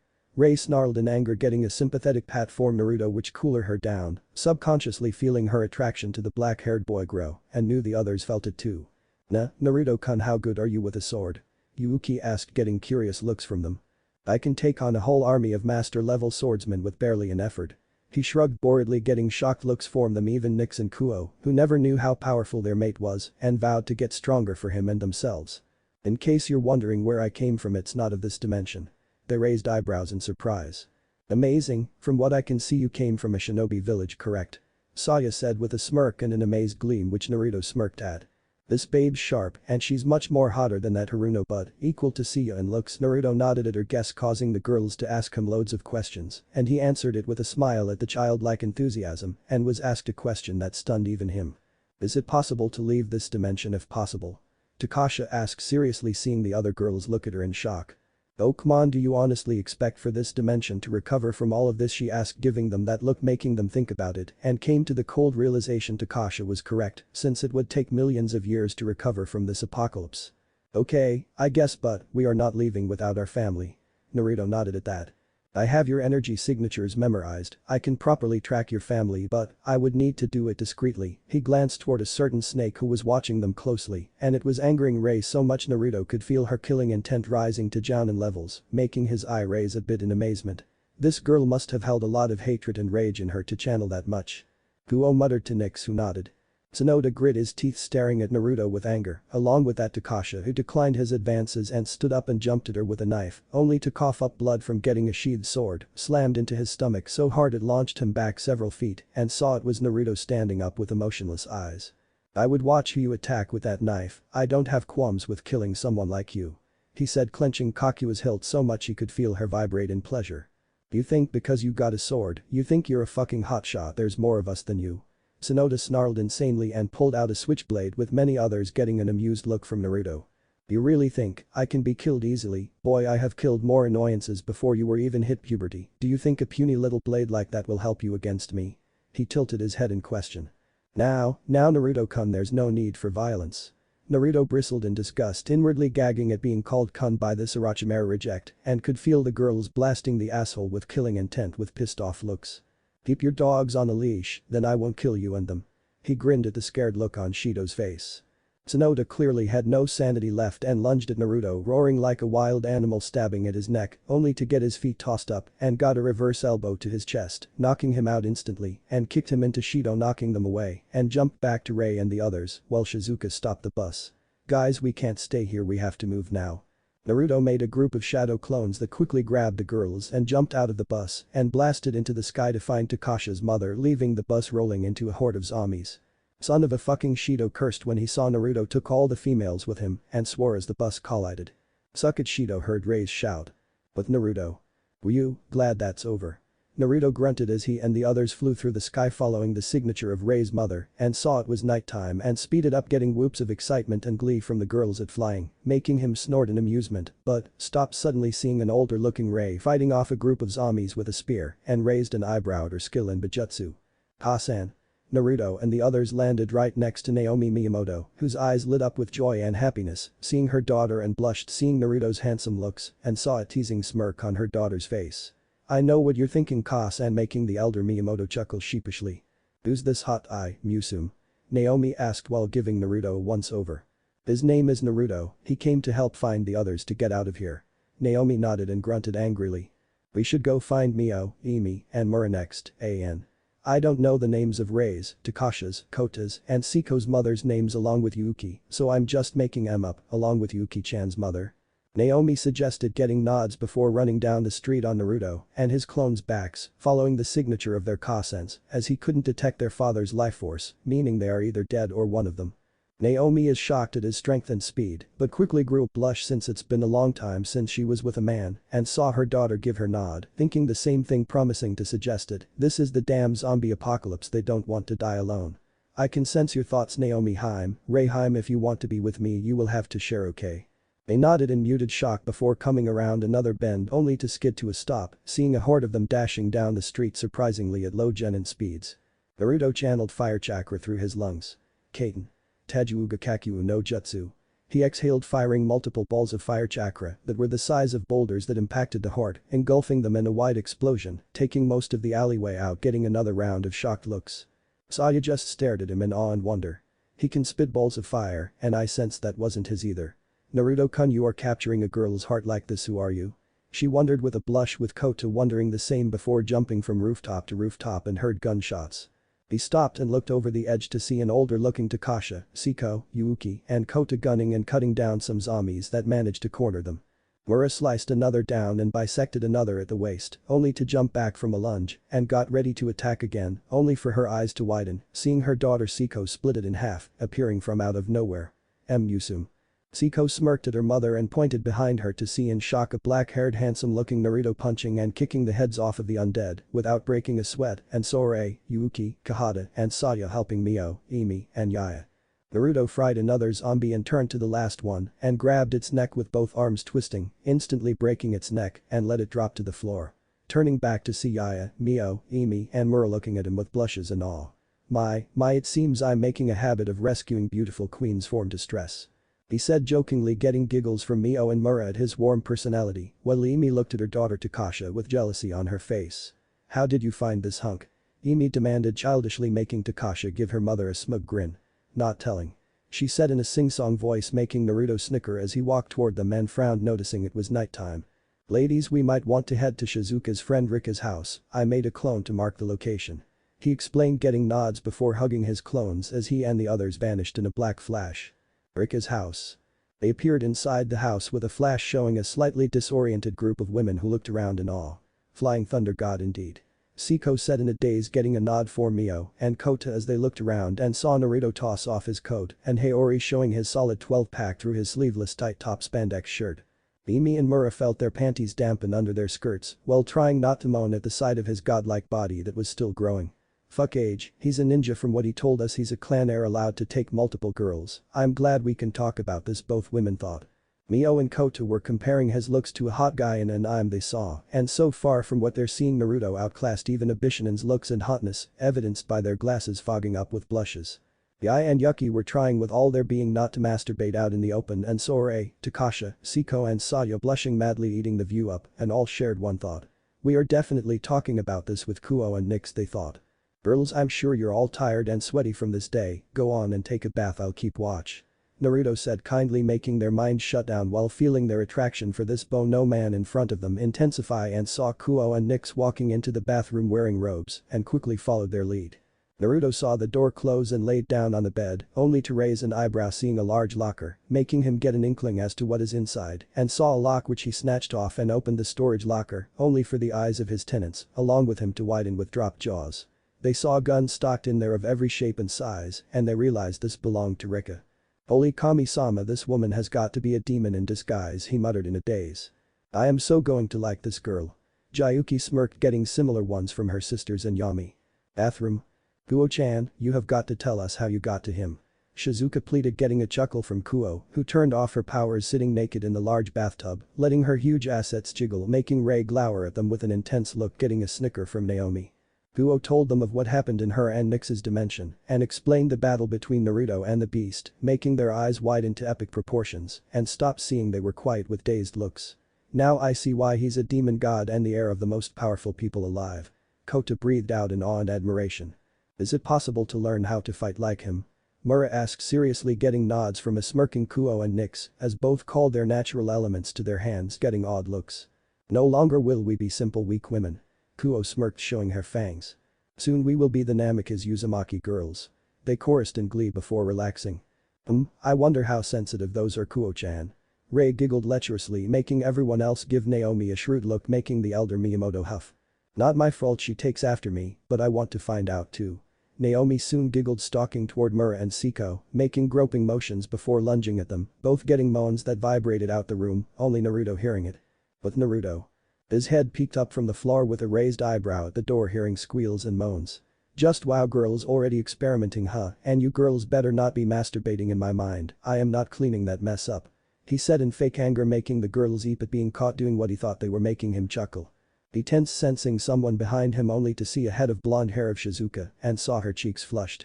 Naruto-kun, she cooed in a slur, running a tongue up and down his neck with Yuki coming on his other side, making him groan in pleasure. "Girls, are you drunk?" he asked, getting giggled before Yuki rubbed the tent of his pants, making him twitch, restraining the urge to fuck these girls into oblivion. He rubbed their E&H cup breasts, getting a pair of pleasurable moans as their pussies wetted under their bath towels. "And Naru-kun." Shizuka breathed out. He picked both of them up and set them down on the bed and dressed them, seeing they were tired and fell asleep, and gave them a peck on the forehead. "Rest, girls, I'll come wake you when it's time," he whispered with a smile, only to come face to face with Ray, who was clad in a pair of white see-through panties and a t-shirt, looking at him lovingly. "Ayano, Naruto-kun," Ray said shyly, rubbed her legs together, looking at him with adorable brown eyes, moving to him closer. "Yes, Rayheim?" he asked before getting engulfed in a hug. "Don't leave me like Hisashi-chan did. Onagai." Her voice turned sad and pleading, making Naruto's eyes soften and hug her closely. "I'm surprised her and Takasha Haim managed to stay sane, having to kill their childhood friend, even if she was undead," he thought sadly, getting nods from the girls. They probably held on to the hope that their friend still had a bit of humanity left in her, but, alas, they had no choice but to give her a quick death. "No, deserves to be turned into a flesh-eating monster," Kakuo said softly, giving Ray's crying form a sad look. He clutched her tighter. "Rayheim, I promise to never leave you or the girls alone in this dark world." She looked up into his determined, soft eyes. He replied with a smile. "It's a promise of a lifetime." Ray kissed him while tears ran down her eyes, hugging him closely. "Arigato," she sobbed happily, not caring if she just met him. Mura and the other girls smiled, walking in on the scene, and saw Ray, Yuki and Shizuka sleeping. "I accept if you're asking, girls." He smirked at their bashful faces. "Happy." His eyes widened, hearing the agonizing wails of a girl that sounded his age, and ran out to the patio, zeroing in on the source, only for his hands to clench tightly on the rail as he saw a red-headed girl sobbing into her dead father's chest with a stab wound in his heart, and it made his eyes bleed into red, already figuring out how he died. Disgusting. Desperate humans. He hissed dangerously and saw a horde of zombies walking toward her. "Not on my watch." He flash-stepped toward the girl, who was pushing into a corner, crying in fear, calling for someone to save her, making him subconsciously activate his chakra cloak. "Help me!" she screamed before a golden flash entered her vision, showing a boy her age standing in front of her, bathed in a golden cloak, wearing a long golden short-sleeved haori with Magatama symbols going down the back, and the clothes of his ancestor the Rakuto, and his whisker marks and blazing orange eyes. "Are you alright?" She nodded, looking at him in awe.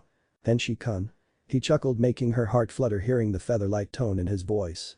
"My name is Naruto, I came to rescue you." Alice looked at her father's body with tears of sadness, getting a sympathetic look from Naruto, who held her and placed a hand on the ground. I'll give him a proper burial, he whispered to Alice, using his bending to cover his body in an earth-made coffin placed underground and placed a few flowers over it. Rest in peace. Alice's father. The brave loving man who fought with all his heart for his Musume. May Kami-sama guide him on his way.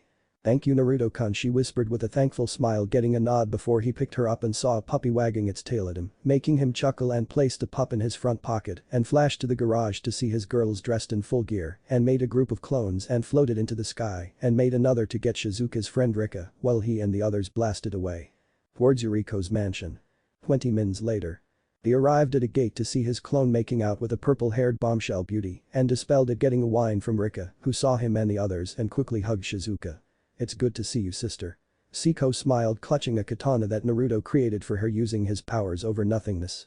So you must be Naruto-kun, I can see why Shizu-chan is head over heels for you, it's going to be fun with you around. Rika smirked, sultrily, getting a similar one from Naruto, who walked toward the gate with Saya yelling into the intercom. Open the damn gate, lard ass. Naruto sweat dropped at her vulgar words and sweat dropped even further seeing it open, but after entering, several armed men surrounded him with a tall, broad-shouldered man walking toward them, calmly eyeing Naruto with scrutiny. Takagi-sama, it would be wise for your men to get those weapons out of my face and away from Alice Heim before I put them out of commission permanently. Naruto asked in a polite, emotionless tone, narrowing his eyes at one that tried to attack him with a stun rod only to get backhanded into a tree. Know your place, scum. He unsheathed his okatana, making them tense. Stand down. He has no evil intentions. Sachiro ordered, getting nods while some muttered threats at Naruto, who retorted, sneering. Come at me without your little toys and see what happens. He said, snarkily clenching his gloved fists. Let's talk, Naruto-san, about what your purpose is and intentions with my daughter and Yuriko. He said, tersely, looking a bit bewildered at Saya, who explained. Time skip 3 hours later. Naruto explained to the elder Takagi what he was doing in this dimension, and after explaining it to the man who gave him his blessings to have Saya and Yuriko on the condition he treats them to a night of dinner in his home so they will know him better. The dinner went beyond smoothly and became enamored with the two Pinkets, who were very attracted to him and made sure to treat them like princesses and got rid of Saya's arrogant attitude. He marked the girls after they asked him with serious looks, so much he couldn't even refuse, and that was when he had met the mentally unstable refugees who thought they should make the decisions only for him to slap the crazed who insulted Sachiro, who he saw as a grandfather, hard enough to knock her unconscious, making them quickly rethink their ways. Then, when his mood couldn't get any worse, Shido and his ilk showed up, but he saw the girls were still pure, thank God for that, and did not side with Shido when he looked to his followers for help, and now they find themselves in this predicament. You have guts to come here after that stunt Sonoda and yourself tried to pull. Naruto said, dryly smirking when he saw the angered look on the man's face before he covered it with a smile. Now Naruto-ku, he was cut off by Rei aiming her spear at his crotch with a cold look in her eyes. No one call him Naruto-kun except me and the other girls, got it, snake face. She emphasized this point, pressing the spear more, getting a nod. So Miyamoto-san, will you kill this man or not? Sachiro pondered, giving Shido a look of disdain, having encountered his father several times to see the snake-like resemblance from the man and his son. Rei gave Shido a long stare, while mentally saying yes all over the place, but on the outside she just smirked mockingly and sheathed her spear into its holster and turned, walking back with a snort, leaning into the embrace of a bored Naruto. Yi, Takagi-sama, he's not worth bloodying my spear with such tainted blood, right, Naruto-kun? She kissed his cheek, getting a smirk from him. Yes, you're correct, he's not worth it, since he's a coward like father like son, he sneered mockingly, with the girls doing the same, laughing in a mocking tone, making him and his loyal followers, which were all male, begin to see red as Naruto, and the girls walked away, backs turned towards them. Do us a favor and get yourself killed, it's what cannon fodder like you are for anyways. Kota said nastily. Shido and his group roared, pulling out weapons and charged at Naruto, not seeing his smirk till it was too late. Itoryu. Shishi Sunsen, he whispered, sheathing his sword as their heads fell off and onto the ground. So what's for dinner? Time skip 2 more hours. Things turned worse as the undead forced their way into the mansion grounds and started attacking the guards and refugees, but thanks to Naruto and his shadow clones, he thinned their numbers to the courtyard, but he saw there was still a lot of them. Report. One of Naruto's clones saluted. Sir, we managed to thin their numbers out and push them to the courtyard, but there are still too many of them for the others to handle. What are your orders? It asked, only to shudder at the demonic grin on Naruto's face, who cracked his knuckles and focused his chakra. Tajuu Kage Bunshin no Jutsu. Multiple poofs showed Naruto surrounded by 50 more clones. All of you follow my lead, Ko-Zero.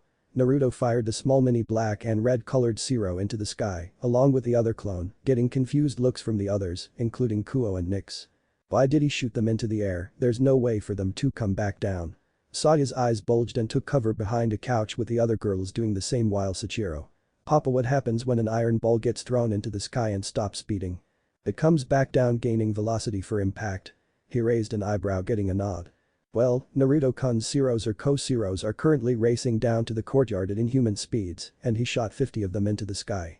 Sachiro widened his eyes and took cover as well and saw along with everyone the dark spots in the clouds. Naruto smirked and focused his Reiatsu and snapped his fingers. Feast your eyes on the eternal abyss of darkness. Annihilation style. Zero storm. Instantly a zero impacted the ground destroying a group of zombies before all of them came raining down like bullets, tearing both the undead and zombies apart until the slightly larger ones impacted the middle engulfing them in an explosion. Uam. Naruto's coat and hair flapped wildly from the winds caused by the explosion and nodded in satisfaction, seeing it only took out the whole courtyard and then some before walking inside getting roars of praise and claps on the back and getting clumped by Yuriko who kissed him. Our hero, she muttered, hugging him close. All in a day's work, Yu-chan. Will you need any help rebuilding the courtyard, Sachiro Oji-san? Sachiro smiled and nodded negatively. You need to go other worlds to visit, correct, but no, you're always welcome here in Tokanosu, now get out of here. He scowled playfully getting nods before they jumped through another portal. Sachiro stared at the spot they left and then the sky. You will do great things, Naruto. He muttered before heading back to his office. Time skipped 2 hours. Naruto and the others visited many other dimensions while taking the chance to train in their new powers and abilities. Training years in his pocket dimension made them a force to be reckoned with, even the girls said so, including him. They went to many other dimensions like Final Fantasy, Devil May Cry, Metal Gear Rising, where he met a white-haired girl named Raiden who went with him as well, Rosario Vampire, and a world called Pokemon where he acquired a lot of Pokeballs and Pokemon to give to his girls. He had fought many enemies and consumed them like Sephiroth, who thought he was a god. Naruto proved him wrong by beating the man down in Kenjutsu alone and punching a hole through his chest, consuming him and his abilities, and mastered the use of the spells and materia, but also gaining an interest in Yuffie Kitsuragi and Tifa Lockhart after his brother Figure Cloud and a few others crafted him the Ultimate Buster Sword and Ultimate Masamune along with Yin and Yang Crucifix and managed to learn Tifa's Beat Rush. He fought some asshole who was called Sanctus before completely taking Sparta, but when Nero and Dante tried getting it back, he asked them a question. Why would you want to carry a weapon that will just attract more demons? Don't you want to live peacefully? That earned him the interest of Trish, Lady, and another girl called Lucia who followed him, promising that he would get the others once he found the perfect dimension. In Raiden's dimension he fought lots of super-powered androids, but, against Monsoon he discovered a side he definitely liked, Jackie the Ripper, evidenced by how she brutally ripped into the arrogant cyborg with ease, before slicing him into a million pieces with her Zandatsu, and finally Anderson, who he absorbed after punching through his nano-machine-powered skin that made him impervious to Raiden's blade attacks. In Pokemon, he saw the creatures that were like miniature summons, so he got a load of Pokeballs and allowed the girls to capture them, but he had the misfortune of meeting Misty, Brock, Max and others who irritated him, trying to goad him into a battle, or in Brock and Max's case, trying to flirt with she-girls, which he responded by giving him a brain duster that left a huge crater. He had met Ashia, Sabrina, Dawn, Delia, Jessie, and a human Mutuo who expressed wanting to leave with him after years of dealing with Misty and the other assholes, which he agreed, and told them of the Craw, which they agreed before leaving with some souvenirs and beating down some assholes. There was one dimension he was going to, but he sent the girls back to Konoha and his compound where Kushina and the other girls met them and got to know them more. He walked through the multicolored portal and instantly fell out of the sky, but zoomed down as he felt lots of explosions and booms going around the island. The purple-haired woman suddenly stiffened along with the other girls, feeling a warmth in their chests and blinked. Ashikabi-sama. They thought before hearing a massive impact stopping them and the army form moving along with 2 other people. The smoke cleared and the girls along with a white-haired woman blushed with pink cheeks, seeing Naruto, who was wearing a dark version of Cloud's outfit. Picture Cloud's outfit from Advent's Children, except he has both long sleeves and had his daikatana in a sheath and his black steel-colored Ultimate Buster Sword on his back, and saw he was looking around. He suddenly locked eyes with the girls who felt their heartbeats quicken and their breathing grow more erratic. It's our Ashikabi-sama. Fire. Naruto grunted as a bullet impacted his head, making fall back. Karasuba roared in rage and was about to cut them down, only to hear dark ominous chuckling and turned to the source and saw to her shock and others Naruto healing a bullet wound in the head and saw the ground hiss as his blood touched it. Acidic blood. Matsu muttered in interest. Naruto picked the bullet out of his head and looked toward the army with a bored look and flicked the bullet at the one who shot him, causing his head to explode in gore, getting screams of fright from the army, making him smirk in a bloodthirsty way and unsheath ultimate Masamune, getting wide eyes from Miya and Karasuba, along with Matsu. A daikatana, those things are extremely hard to find. They muttered. Naruto's eyes turned cold. Girls, I would suggest you get Taka-chan and move back because I am going to use only a fraction of my power on this army. He asked, making them tense at the dangerous aura around him, and quickly got Takami and themselves to a safe distance after explaining to her the situation. Perfect. Naruto flared his Ryatsu and rubbed his finger down the blade, causing it to blaze with orange flames. Burn them down. Sephiroth. The blade suddenly extended more but had a more sharper edge with flames covering it. After he consumed Sephiroth, he turned him into another Zanpakuto he mastered easily. Let's see how you fare against the Nidium Jubi. The commander ordered them to fire again, only this time all of them fired their guns, only to see to their shock Naruto dashing low on the ground with his sword in a Lido position, and when he got close he unsheathed it. Scorching cross-cut. Their world instantly became fire as Naruto sent a massive slash that fired out a blazing fire in the form of an X, cutting through the army like butter before stopping, leaving half of them alive along with the ships. Miya and the girls trembled at the godlike power Naruto is unleashing. Kami-sama. He destroyed them in one move. Matsu said in awe while Miya and Karasuba felt their hearts beat more erratically. The Kami looked at Naruto with a curious yet interested gaze. Just who are you? She thought before he sheathed his sword and saw him raise his hands, and their eyes widened to the size of dinner plates because the battleships were suddenly floating in the air. This is the power I acquired from absorbing that fool Vader and Count Dooku. This force is my power now, both light and dark. Now it's time to die. He clenched his fists, causing the ships to instantly turn into crunched-up balls of metal before he ripped them apart with simple hand gestures and let them drop into the ocean. Bastard. One soldier roared in rage and fury, unleashing a storm of bullets, using his assault rifle, only for Naruto's hand to blur, catching every one of them much to their shock and amazement, and saw him float into the sky with his hands spread out, staring down at the army with his Rinnegan eyes, and shouted. You dare try to harm my loved ones. Karasuba, Takami and the girls blushed at this, and to think they just met him. Now you shall feel a god's wrath. Shinra Tensei. Their eyes bulged as massive force of gravity blasted them far away while creating a huge boom, sending dust everywhere. Miya covered her eyes along with the others while inwardly her mind was whirling in amazement. He took them apart with ease, and how is it possible for him to just rip those ships apart with just simple hand gestures?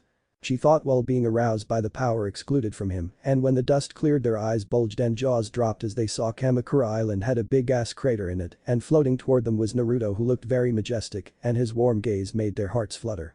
Sorry for taking so long, they didn't want to leave. He shook his head in annoyance before landing on his feet. They stared at him, and Matsu decided to speak for herself and everyone. Who are you? She asked curiously. Naruto Namikaze, Matsu Haim. He bowed respectfully, getting a raised eyebrow and a blush, while Karasuba pouted at him along with Kazuhana. She gets called princess and we don't. They whined playfully, getting a chuckle from him.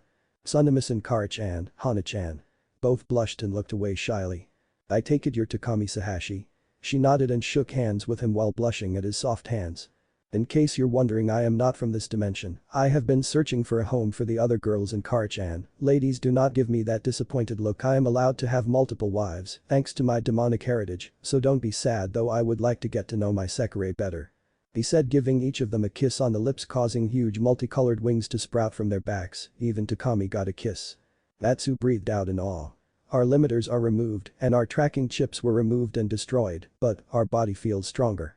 Matsu punched a boulder and to her widening eyes, it shattered instantly, making her stop and look at her fist before her lips turned into an insane smile that spooked even Karasuba and Miya.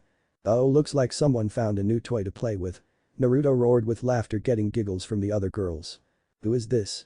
One of Naruto's wolf ears popped out again and twitched, making the girls stare at it with starry eyes and glumped him. Kawaii. He started purring as they played with his ears, only to stop seeing the white-haired maniac. May I ask why you shouted next to my ear, Yushiro Yaro? He deadpanned, clicking open Sephiroth's sheath, making the man sweat and laugh nervously. Takami smirked. Definitely a checkmark in my book, seeing Manaka Baka piss himself.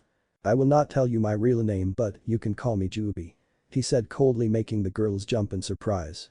Damn, not even Miya can speak that coldly. Karasuba whistled in amazement and saw the raised eyebrows of Miya. Let's discuss this inside the base. Manaka said quickly before taking off like a bat out of hell. This will be fun. He smirked with a dark glint, making them giggle ominously. Time skip 4 hours.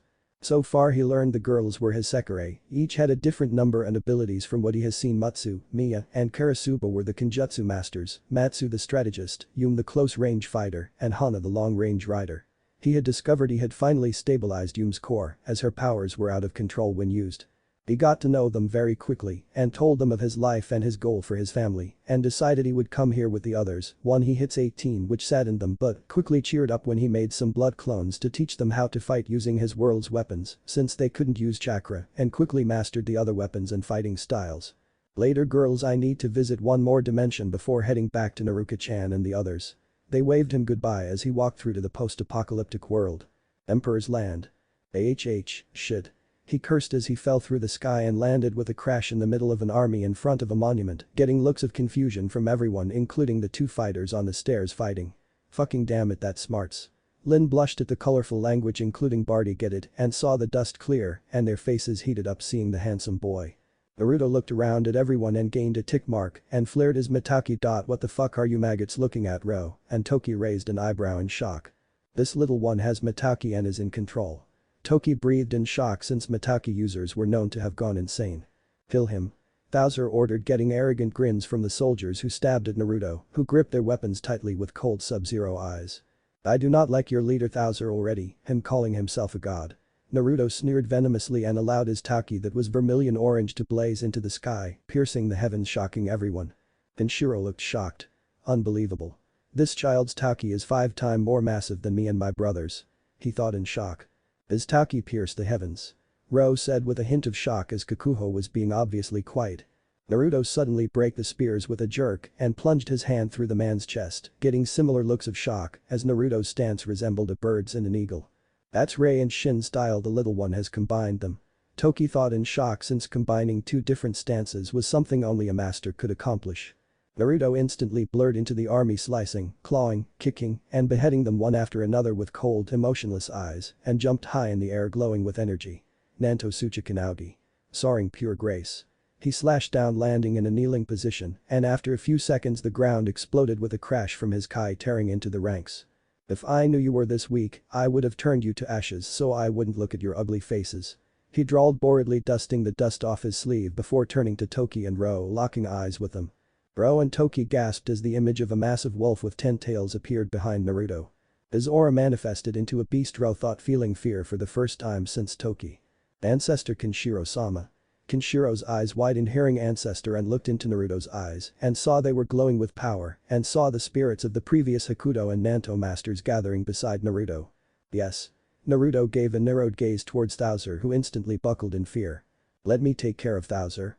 There's no need to dirty your hands with his tainted blood. Kenshiro was shocked at the confidence in his voice. But he was cut off by Naruto's demonic voice that shook the whole earth and startled Ro's horse. Kenshiro. You will listen to me right now. This tradition doesn't matter in this world, look around you. No one will care about our family honor and tradition, get it through your skull and grow up. He roared to Kenshiro, who suddenly felt like a bug in Naruto's presence. As for you Toki and Ro. Both brothers felt a shiver up their spine at the unholy glow in Naruto's eyes. You 3 will cease this stupid fake crap and go back to being a family, or so help me, I will beat it into your skull myself. Both men gulped and nodded, getting odd looks from Lin and Barty. He just cowed them with one look. She thought in shock and awe. Ha. You think a fool like you could hurt me with your fists? Bowser laughed arrogantly, only to scream in pain as he felt his nervous system go haywire. He looked up and his eyes widened with fear seeing the emerald glow around Naruto. My eyes can see your reversed Inketsu's location, so there's no need for me to go in blind. Naruto held his wrists above and below, both fingers pointed in their opposite directions, making the eyes of Kenshiro, Ro, and Toki widen in shock. Then Hakami. Naruto moved his hands as they left after images and set them into the position of the Big Dipper, but the stars shined crimson red, making fear run through Bowser. The crimson stars of Hakuto, impossible. The man was in near hysterics. Bro gulped.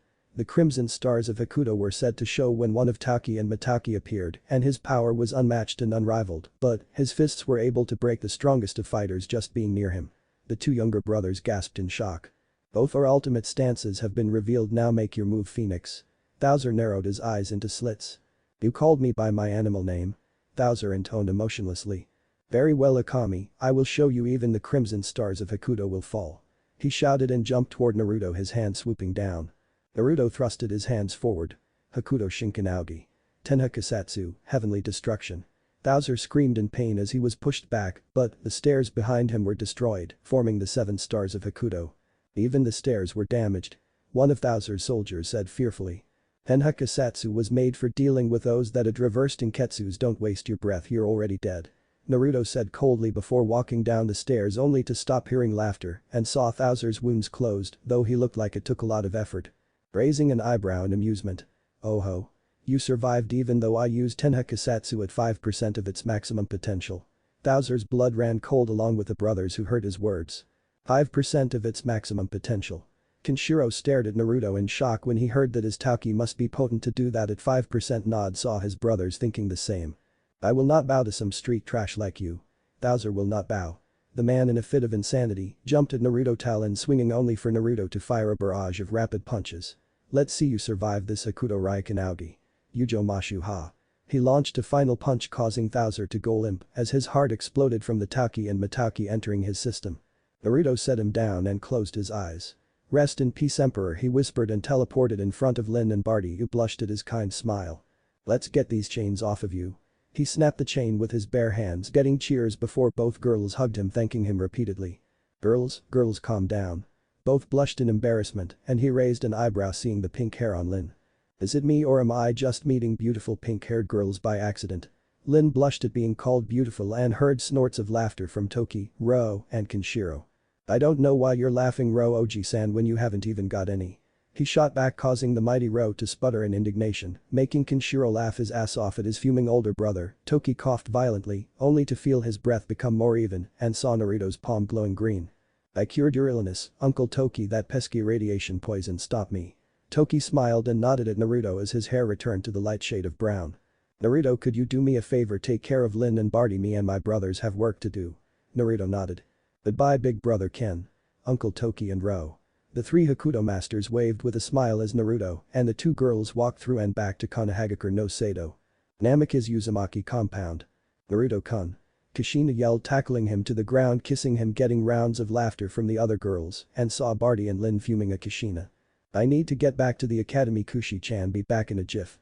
He flashed to the academy while dispelling the clone and saw Taijutsu sparring was just starting and everyone was a bit startled by his appearance and his clothing, though he caught the other girls staring. Who am I fighting? Naruto drawled boredly. That would be us. Ino and Sakura yelled out loud, making several Uchiha and Jonin who walked by jump on the fence and look on in interest, while Naruto just stared at them with an amused look. You fight me? Ha ha ha ha. I don't fight weak women like you two. He sneered. I'd rather fight Sia and Kyo-chan, since both of them are more stronger than you, Yamanaka and Haruno Baka. He said mockingly, making them growl in anger at being called weaker than their cousins. That is not stronger than me. Sakura hissed at Sia, who winced before a shadow loomed over her, causing both her and Ino to look back mechanically to see a pissed off Naruto cracking his knuckles. Since you want to get torn apart, bring in those shit stains Kiba, Sasuke, and Gasai, you're gonna need them if you even want to make me take you seriously enough.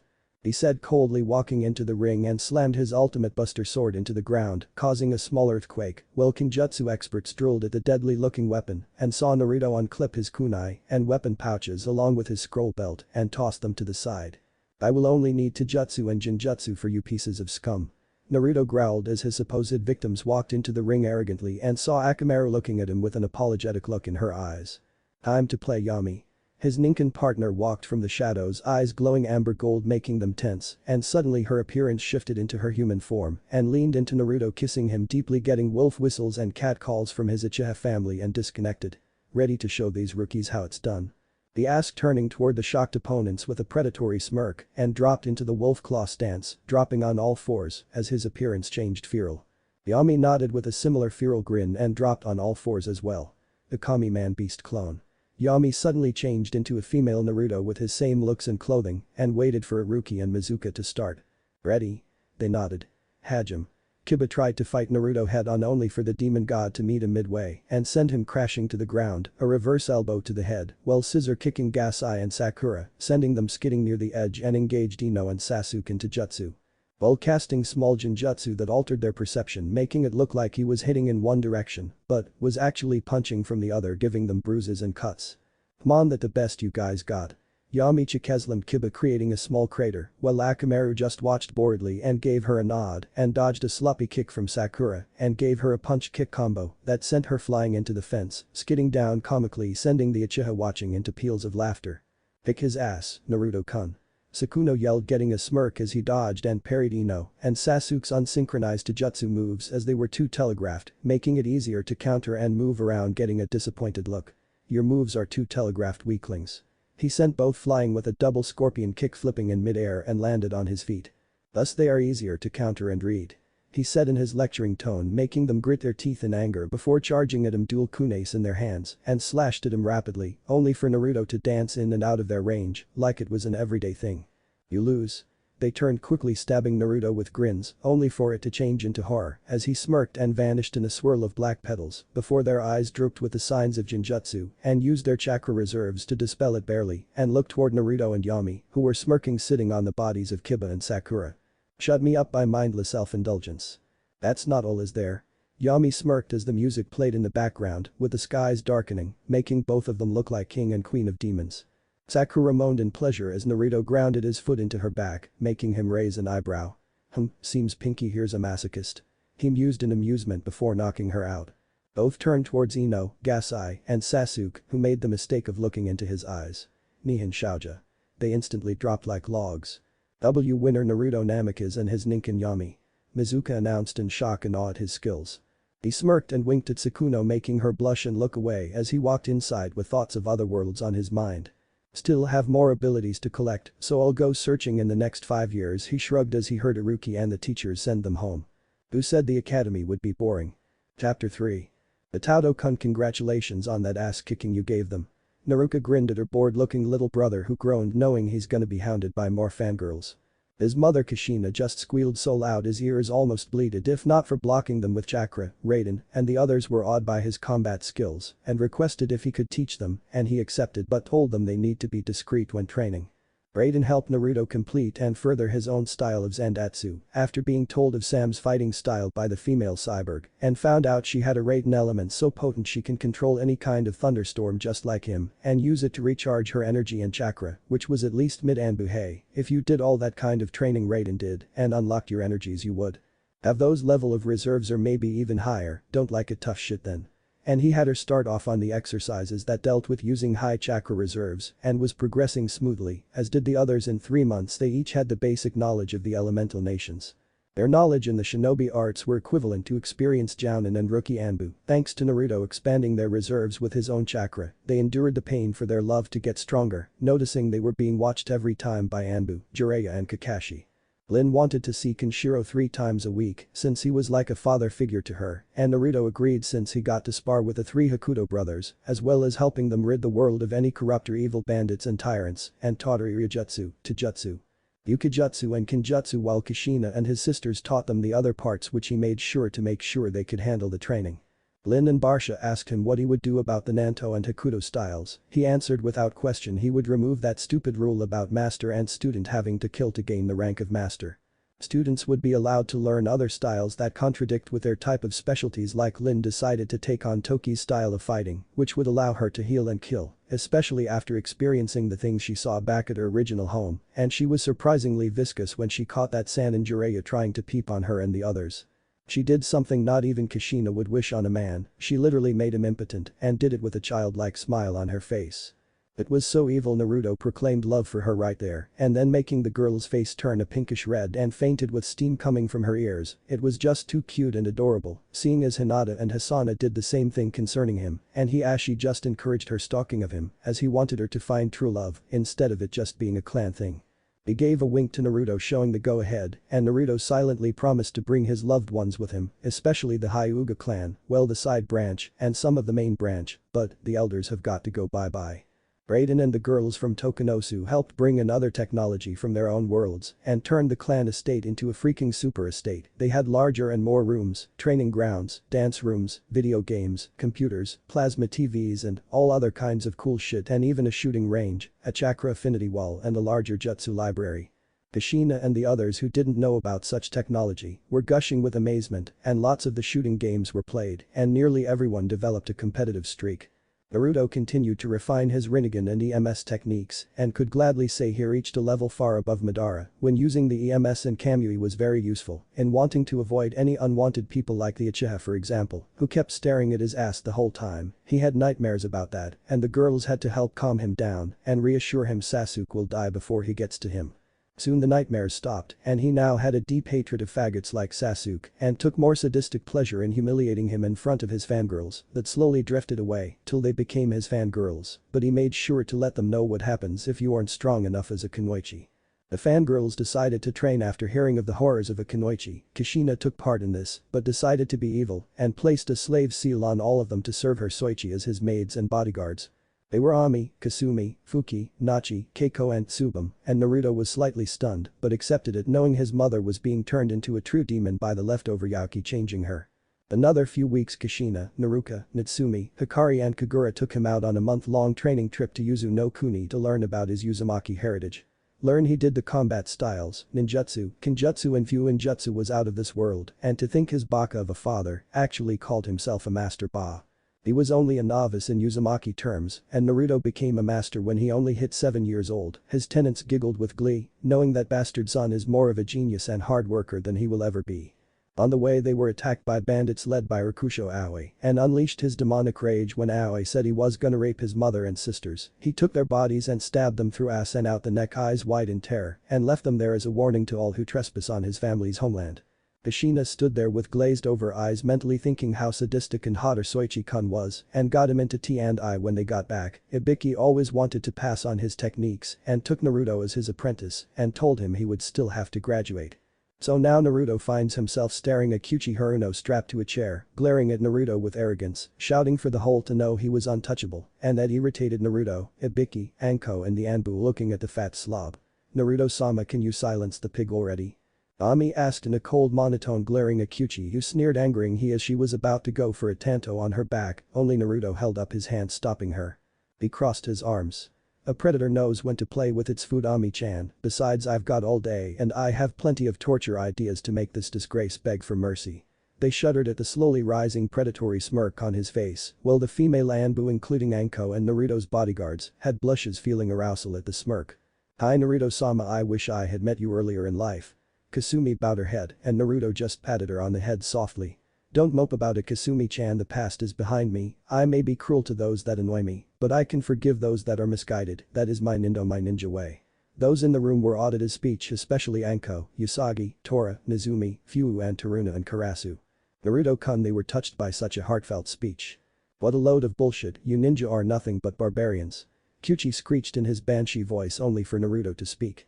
Kyuchi Haruno baka, shut the fuck up before I burn your eyelids off before setting you on fire with bleach and gasoline. Nearly everyone paled at that threat, even Ibiki who had seen lots of dark stuff before deadpanning. You've been looking at creepypasta, haven't you, Ataudo? Naruto's dark grin was the answer. Yep. Took lots of inspiration from Jeff the Killer and that phrase, what was it called? He tapped his chin walking around Kyuchi before leaning into his ear and whispered in an eerie dark tone. Go to sleep. Kyuchi jumped in fright and terror, his heart was pumping blood fast, he was sweating, and Naruto just laughed demonically. Anko and the others stared. Ibiki, I think Naruto is the first scariest person I ever met in my life. Raito said with wide eyes, getting nods from the others before seeing a smirk on his face again. Naruto turned to the others. Hey guys, how about we make a little wager? Everyone perked up including the Anbu. Naruto walked to a table pulling out a scroll and tapped it, and in a poof, several serrated knives with purple sheens on the blades appeared with hooks, scalpels, pliers and skinning knives, making Kyuchi pale more and more till he was Orochimaru white. Naruto held up an instrument that made every male cup their balls, seeing it had a scissor design handle, but it had 2 rings above with a blade on one side. This was Naruto's favorite torture device he created. Kyuchi-chan, I'm sure you know what this thing is used for. Asked Naruto in a false voice of curiosity, and Kyuchi whimpered, shaking his head not wanting to answer. That's the ultimate interrogation tool, it's called the Ball Collector. Rumors said that the original owner of that tool was a female kunoichi from Konoha that went around with that thing, capturing any men that were rapists, and literally used that to remove their balls and collect them in a bag. Or said with a dark grin behind her mask, and several again stepped away from the window not wanting to look. Soichi-kun, it's time for an interrogation of that bastard Kyuchi. I want in on this wager. Kushina and her daughters Kagura and Natsumi walked in view, and Naruto grinned fiercely. You were just in time for the fun Kachan, and I brought out an old friend of yours." Kushina's eyes glowed with an unholy gleam and squealed. "Ah, my old bowl remover, to think you would choose that as an interrogation tool. Reminds me of the good old days." Ibiki turned a horrified look to Kushina. "Why, your Kano has bowl collector." Ibiki backed away with the Anbu who were yelling to not collect their balls, getting weird looks from Kushina, who then stared at a cackling boar. "You told them, didn't you, boar?" Kushina deadpanned with humor. "Now guys, for the wager." Everyone went back to their places and paid attention as Naruto circled around Kyuchi, who was trying to not piss his pants, and flinched when the tool came near his pelvis the entire time. "The wager goes, if Kyuchi-chan passes out after the first one is removed, I will take each of you out to all-you-can-eat buffet at the Akimichi restaurant." They quickly drooled at that offer. "What's the second one?" Naruto smirked wider. "If he screams when the second one is removed, I will give each and every one of the kunoichi in this room my ice and lightning chakra massage." Many of the kunoichi's bodies twitched in longing and anticipation. Naruto's massaging skills made your toes curl, orgasm many times, and feel like you were sent to heaven. They wanted the food, but the massage was too good to pass up. "We'll go with the second one." They chorused and the guys nodded at him to go on. Naruto chuckled with sickly yellow slitted eyes with an emerald sclera. "Hey girls, you want to watch the show?" Yami and the others grinned darkly. "Oh, definitely." Naruto cut off with his balls. Saya cheered along with Isobu, Kakuya, Gyukiya, Matabi, Shunka and Chimei and Yami in unison. Naruto stepped closer to Kyuchi, who looked at him with horror and pleading, only getting a bored look. "Any last words before you have your gender change, Mr. Haruno?" Naruto put on a surgeon's mask and Kyuchi. "Please God, no." Naruto shrugged and snapped his fingers, calling Usagi, Kushina and Anko, who looked confused until he pointed at Kyuchi. "Hold him still, I don't want the patient squirming during the operation." Anko, Kushina and Usagi grinned sweetly and held his legs down, while Kushina held his head back. "After this I am so going to be classified as a sadistic motherfucker, I just know it," caressing his cheek almost lovingly. "Don't worry, Kyuchi-chan, the pain will all go away in just a few seconds," she cooed, and the two chunin who saw the display fainted in mental horror, their mind shutting down to get rid of the images, while Ibiki closed his eyes. "Naruto Itato, you will surpass me, no doubt about it." He mumbled with pride and flinched inwardly as he watched Naruto go for his balls, and he just couldn't look away. Naruto smiled, placing the ball collector over the testicle, and ignored the pink-haired fatty's sobs and pleads to let him go. Snip. "Ah." Kyuchi screamed his screeching voice out, while Kushina just giggled at his wide eyes of agony. Naruto picked up the chopped-off testicle with a bored eye before tossing behind him, landing at the feet of the Anbu, who jumped back shaking in terror. Well, look at that, he stayed awake, commendable, yet unfortunate for you, Kyuchi." Kyuchi screamed for help, annoying Naruto, who had enhanced hearing and flicked a pressure point on his neck, paralyzing his voice, evidenced at how Kyuchi tried to scream, but nothing would come out. My sadistic one, aren't you, Naru-kun?" Anko purred seductively, licking his whisker marks, getting a pleasurable growl, and moaned when he nipped at the spot on her neck. "Just hold my guinea pig down so he won't make this messier than it is." Anko grinned, letting out two constrictors, keeping Kyuchi's legs from closing, while Usagi and Kushina giggled darkly. Kyuchi, in a fit of unknown strength, broke from the restraints and tried to get away, only to be tackled by four Anbu holding him down, and Naruto's eyes were shadowed, worrying Ibiki, knowing he let the prisoner get free, and when that happened, well, the screams kept even Anko from getting any sleep. Naruto walked toward Kyuchi, snipping the ball collector multiple times. "I made mistake in interrogation," he mumbled, approaching the struggling Haruno with self-annoyance. "I do not like making mistakes, Kyuchi team, and now I need a little outlet for my anger, now be still." Naruto reached down with his foot, keeping the man pinned, and grabbed hold of the last testicle and snipped, causing a squelching sound to echo through the room, and Kyuchi screeched, cracking the window severely, and the second testicle landed next to the first. "Or put those in a jar in my office so I'll have a future interrogation method, will ya?" Naruto spoke from the sink, cleaning his hands off. "Hi, Naruto-kun, I wonder if you'll take an apprentice." Naruto tapped his chin with a thoughtful look. "Nah, they wouldn't be able to handle my training." He shrugged nonchalantly, ignoring Kyuchi's screams of threats and retribution. "I'll kill your whorish demon sisters, Uzumaki." Naruto stopped instantly, and everyone froze except a smirking Kushina, who only spoke. "Dead man walking." Pure night blue Ryatsu erupted from around Naruto, who grasped Nibi, who was giddy with anticipation at being used, and shivered when Naruto spoke in a cold, authoritative tone, and the Anbu obeyed, seeing him slowly unsheath a night azure blue blade, and his hair changed to the same color, and his eyes a now heterochromia azure green and cat-slit golden yellow. "You've warranted a death sentence on your head for calling my One-E-Sans demon whores. I love them with all of my soul and heart, and to hear that disgusting insult is an insult to me." Naruto's black tails and ears appeared, and his eyes glowed with power. "I am the real demon in this world, and you do not insult a Juubi Akami Phoenix hybrid." Two jet black red-tinged phoenix fire wings sprouted from his back in their majestic fashion, stunning everyone, while Kyuchi feared for his life, wailing out demon every time annoying Naruto. Burn and soul-wrenching agony. Jigoku Nico. The tsuba changed into the shape of a cat's claw, while the blade glowed with orange and black flames that caused the entire room to heat up severely, that everyone was sweating. The heat from the flames was intense, hotter than any Kaiten jutsu they had ever seen. The Goku Nico's Shikai allows me complete control over the flames of hell, said to be hotter than even the Kaiten jutsu from the Nibi's Jinchuriki. These very flames are the ones that the Nibi no Bakemono breathed, said to have scorched the heavens themselves, and now all of that power I wield in this very blade. It is even rumored that it has the ability to send its victims straight into the Yomi realm. Kushina even shuddered at hearing of the infamous darkest and deepest circle of hell, ruled by the goddess Yami, who held her realm's victims lives in her very hands, tormented by torture and pure darkness, never to see the light of day for eternity, and her Soichi wielded these very flames inside a blade. And that word Shikai meant initial release. She shuddered, realizing that a blade like that has another release to it. Naruto pointed the glowing blade at the crawling Kyuchi with a cold, cruel smirk. Hope you like Yami-chan for company. Kyuchi Jigoku by Hellfire Flame Stream. Kyuchi screamed but was unable to as the flames of hell incinerated his body into ashes and sent his soul to Yomi, gaining the attention of the goddess of darkness. Yomi realm. What's this, a human? No, it's the new Juubi it seems, and not a chakra construct like the others, and he wields Mata-chan's flames as well inside his Zanpakuto. Shiny Ni is going to have a field day with this, especially Kami Ni, since we've been looking for a mate for years and his power eclipses even ours by a fraction and is nothing like the previous Yubi, maddened by bloodlust and greed.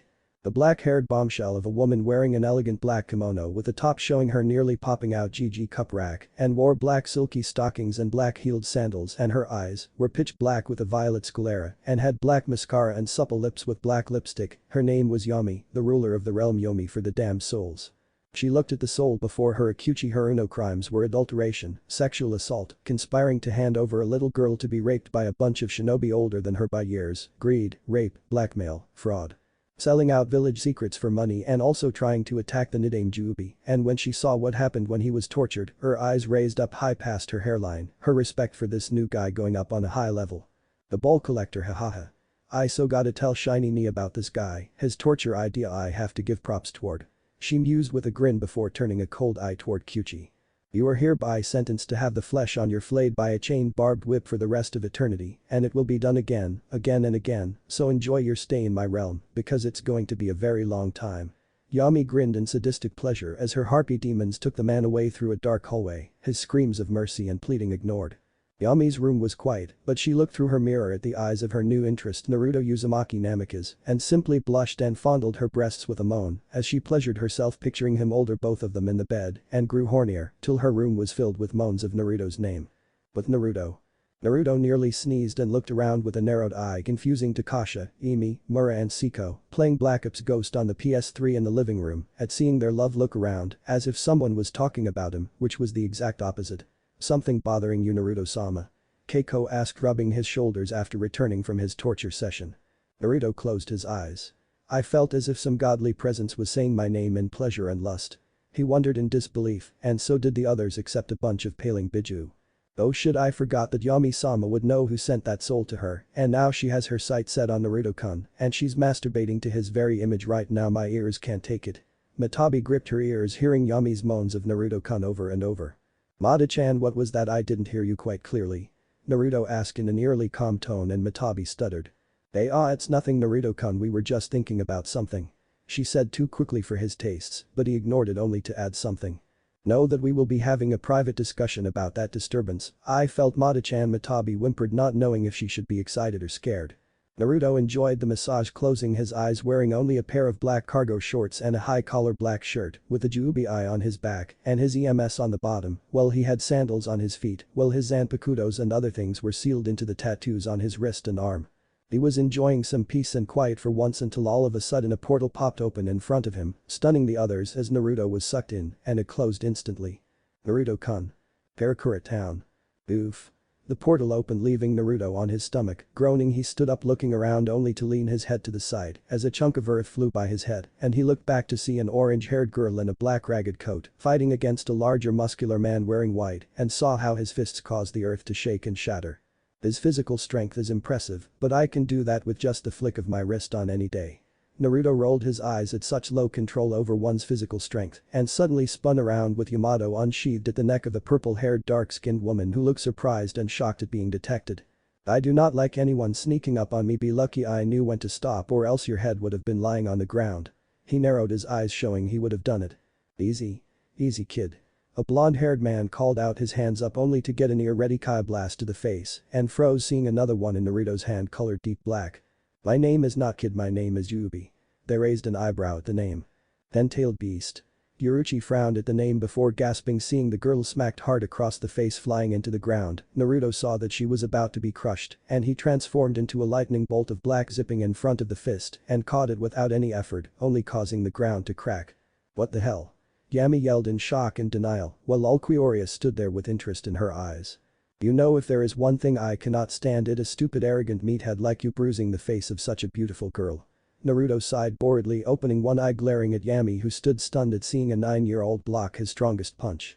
Ichiko blushed at being called beautiful and Orihime blushed at seeing such a good-looking boy who looked only 9 years old, but his height and body said otherwise. And just who are you, child? Ulquiorra questioned in a monotone. Naruto pushed Yami away without any effort. Name's Yubi, a 10-tailed demon god, and you must be one of these so-called Sparta I've heard of.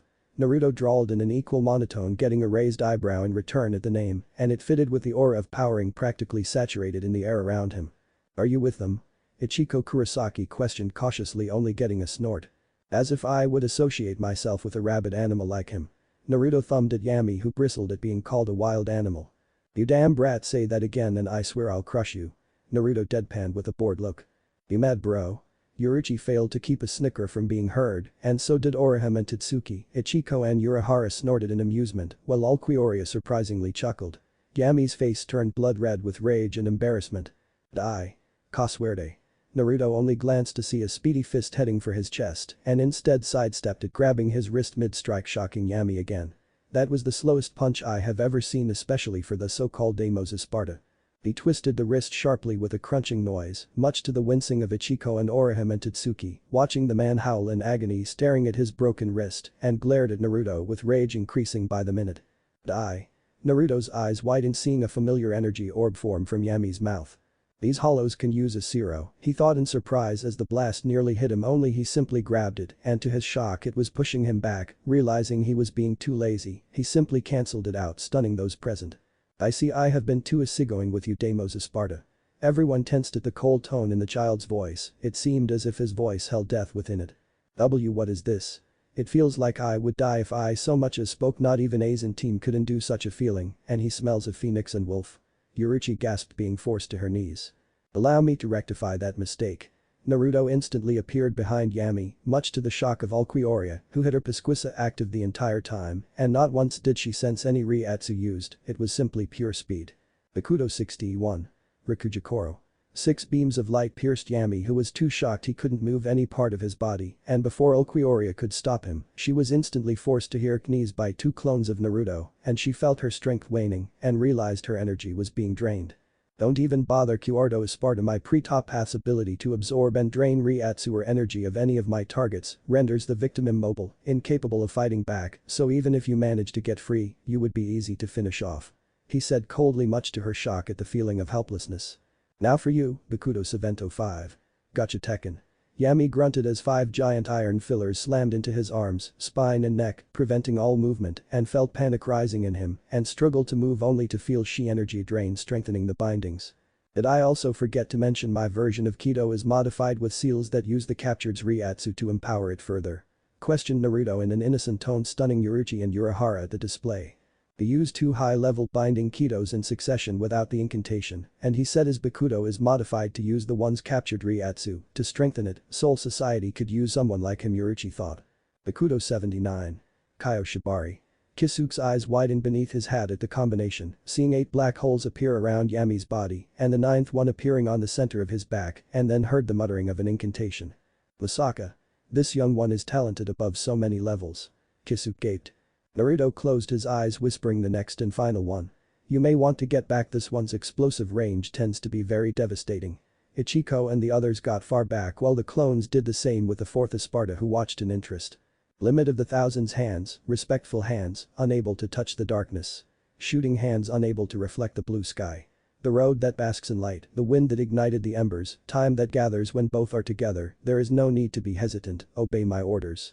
Light bullets, 8 bodies, 9 items, Book of Heaven, Disease Treasure, Great Wheel, Grey Fortress Tower. Aim far away, scatter brightly and cleanly when fired around him, several spears of light appeared behind Naruto, each glowing with power, and Yami struggled to get free, knowing that blast would kill even Ulquiorra. Hope you've repented for your sins of the souls you consumed, Deimos Esparta, for I have no sympathy for you. Naruto walked away and said the final phrase. Hado 91. Senju Koten Taiho. The spears of light fired all at once toward the screaming Yami, and a large sphere of energy erupted from the focal point, causing the earth to crack and shatter. Trees were ripped apart by the winds excluded from the explosion, while Naruto calmly watched the execution. It died down and Ichiko gasped, and so did Orihime, Jesse and Totsuki at the side of the large crater, and no signs of Yami at all, and Ulquiorra searched with her Pesquisa and shook her head.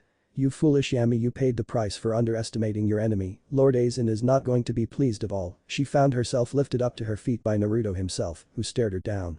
Go back to your so-called master Sasuke's and tell him, and Hueco Mundo, a new player has entered this chess game, tell him that the Naruto Uzumaki Namikaze, the Nidaime Jubi no Fenikisu Akami, is coming for him and his army. Ulquiorra shook in her shoes and quickly made a garganta and stepped through hastily. She now knew that Aizen is fighting a war he cannot win, and she would be damned if her friends and comrades would be sacrificed. I am no one's pawn. She growled. Hueco Mundo throne room. Ulquiorra, where's Yami? Aizen asked, surprised that Deimos wasn't present, and the others noticed as well. He's dead. Everyone stopped to look at the Cuarto Esparta with varying emotions. Aizen, however, was intrigued at how the 10th Esparta was killed. Do you have any evidence of how he was killed? She nodded and pulled out her left eyeball, crushing it. Instead of fluids coming out, it simply appeared as particles in the air and formed a giant screen, and thus showing the confrontation of the demonic entity. Many female rancor blushed at the sight of the feral-looking boy, especially Saruchi, Loli, Minoli, Lilinette, Grima, Apache, Sun, Mila, Haribel, and Jin. The others had wide eyes at the power the boy showed. Even Baragon was fearful of it when he said Jubiwick was known as a 10-tailed demon god. Go back to your so-called master Sasuke's and tell him, and Hueco Mundo, a new player has entered this chess game, tell him that Naruto Uzumaki Namikaze, the Nidaime Jubi no Fenikisu Akami, is coming for him and his army. Those words shook Aizen and the entire gathering of rancor, seeing the predatory sneer on Naruto's face. This is not good at all. I am so not going to fight that guy, especially a hot eye like that. Apache drooled at the feral alpha-like quality whisker marks on his face. Haribel and several other rancors shared a look and nodded before vanishing to their rooms, while Aizen was shaking in his mind with fear for the first time. Who are you, Naruto Uzumaki Namikaze? I did not calculate this. Aizen heard a dark growl in his mind and sweated, not knowing what it was. What if Naruto was god of 10 past council bashing? And thanks for watching my video till the end. If you enjoy this content, then do consider subscribing to my channel and leave a like if you guys need the next part, comment down, and thanks for watching the video and see you guys in the next video.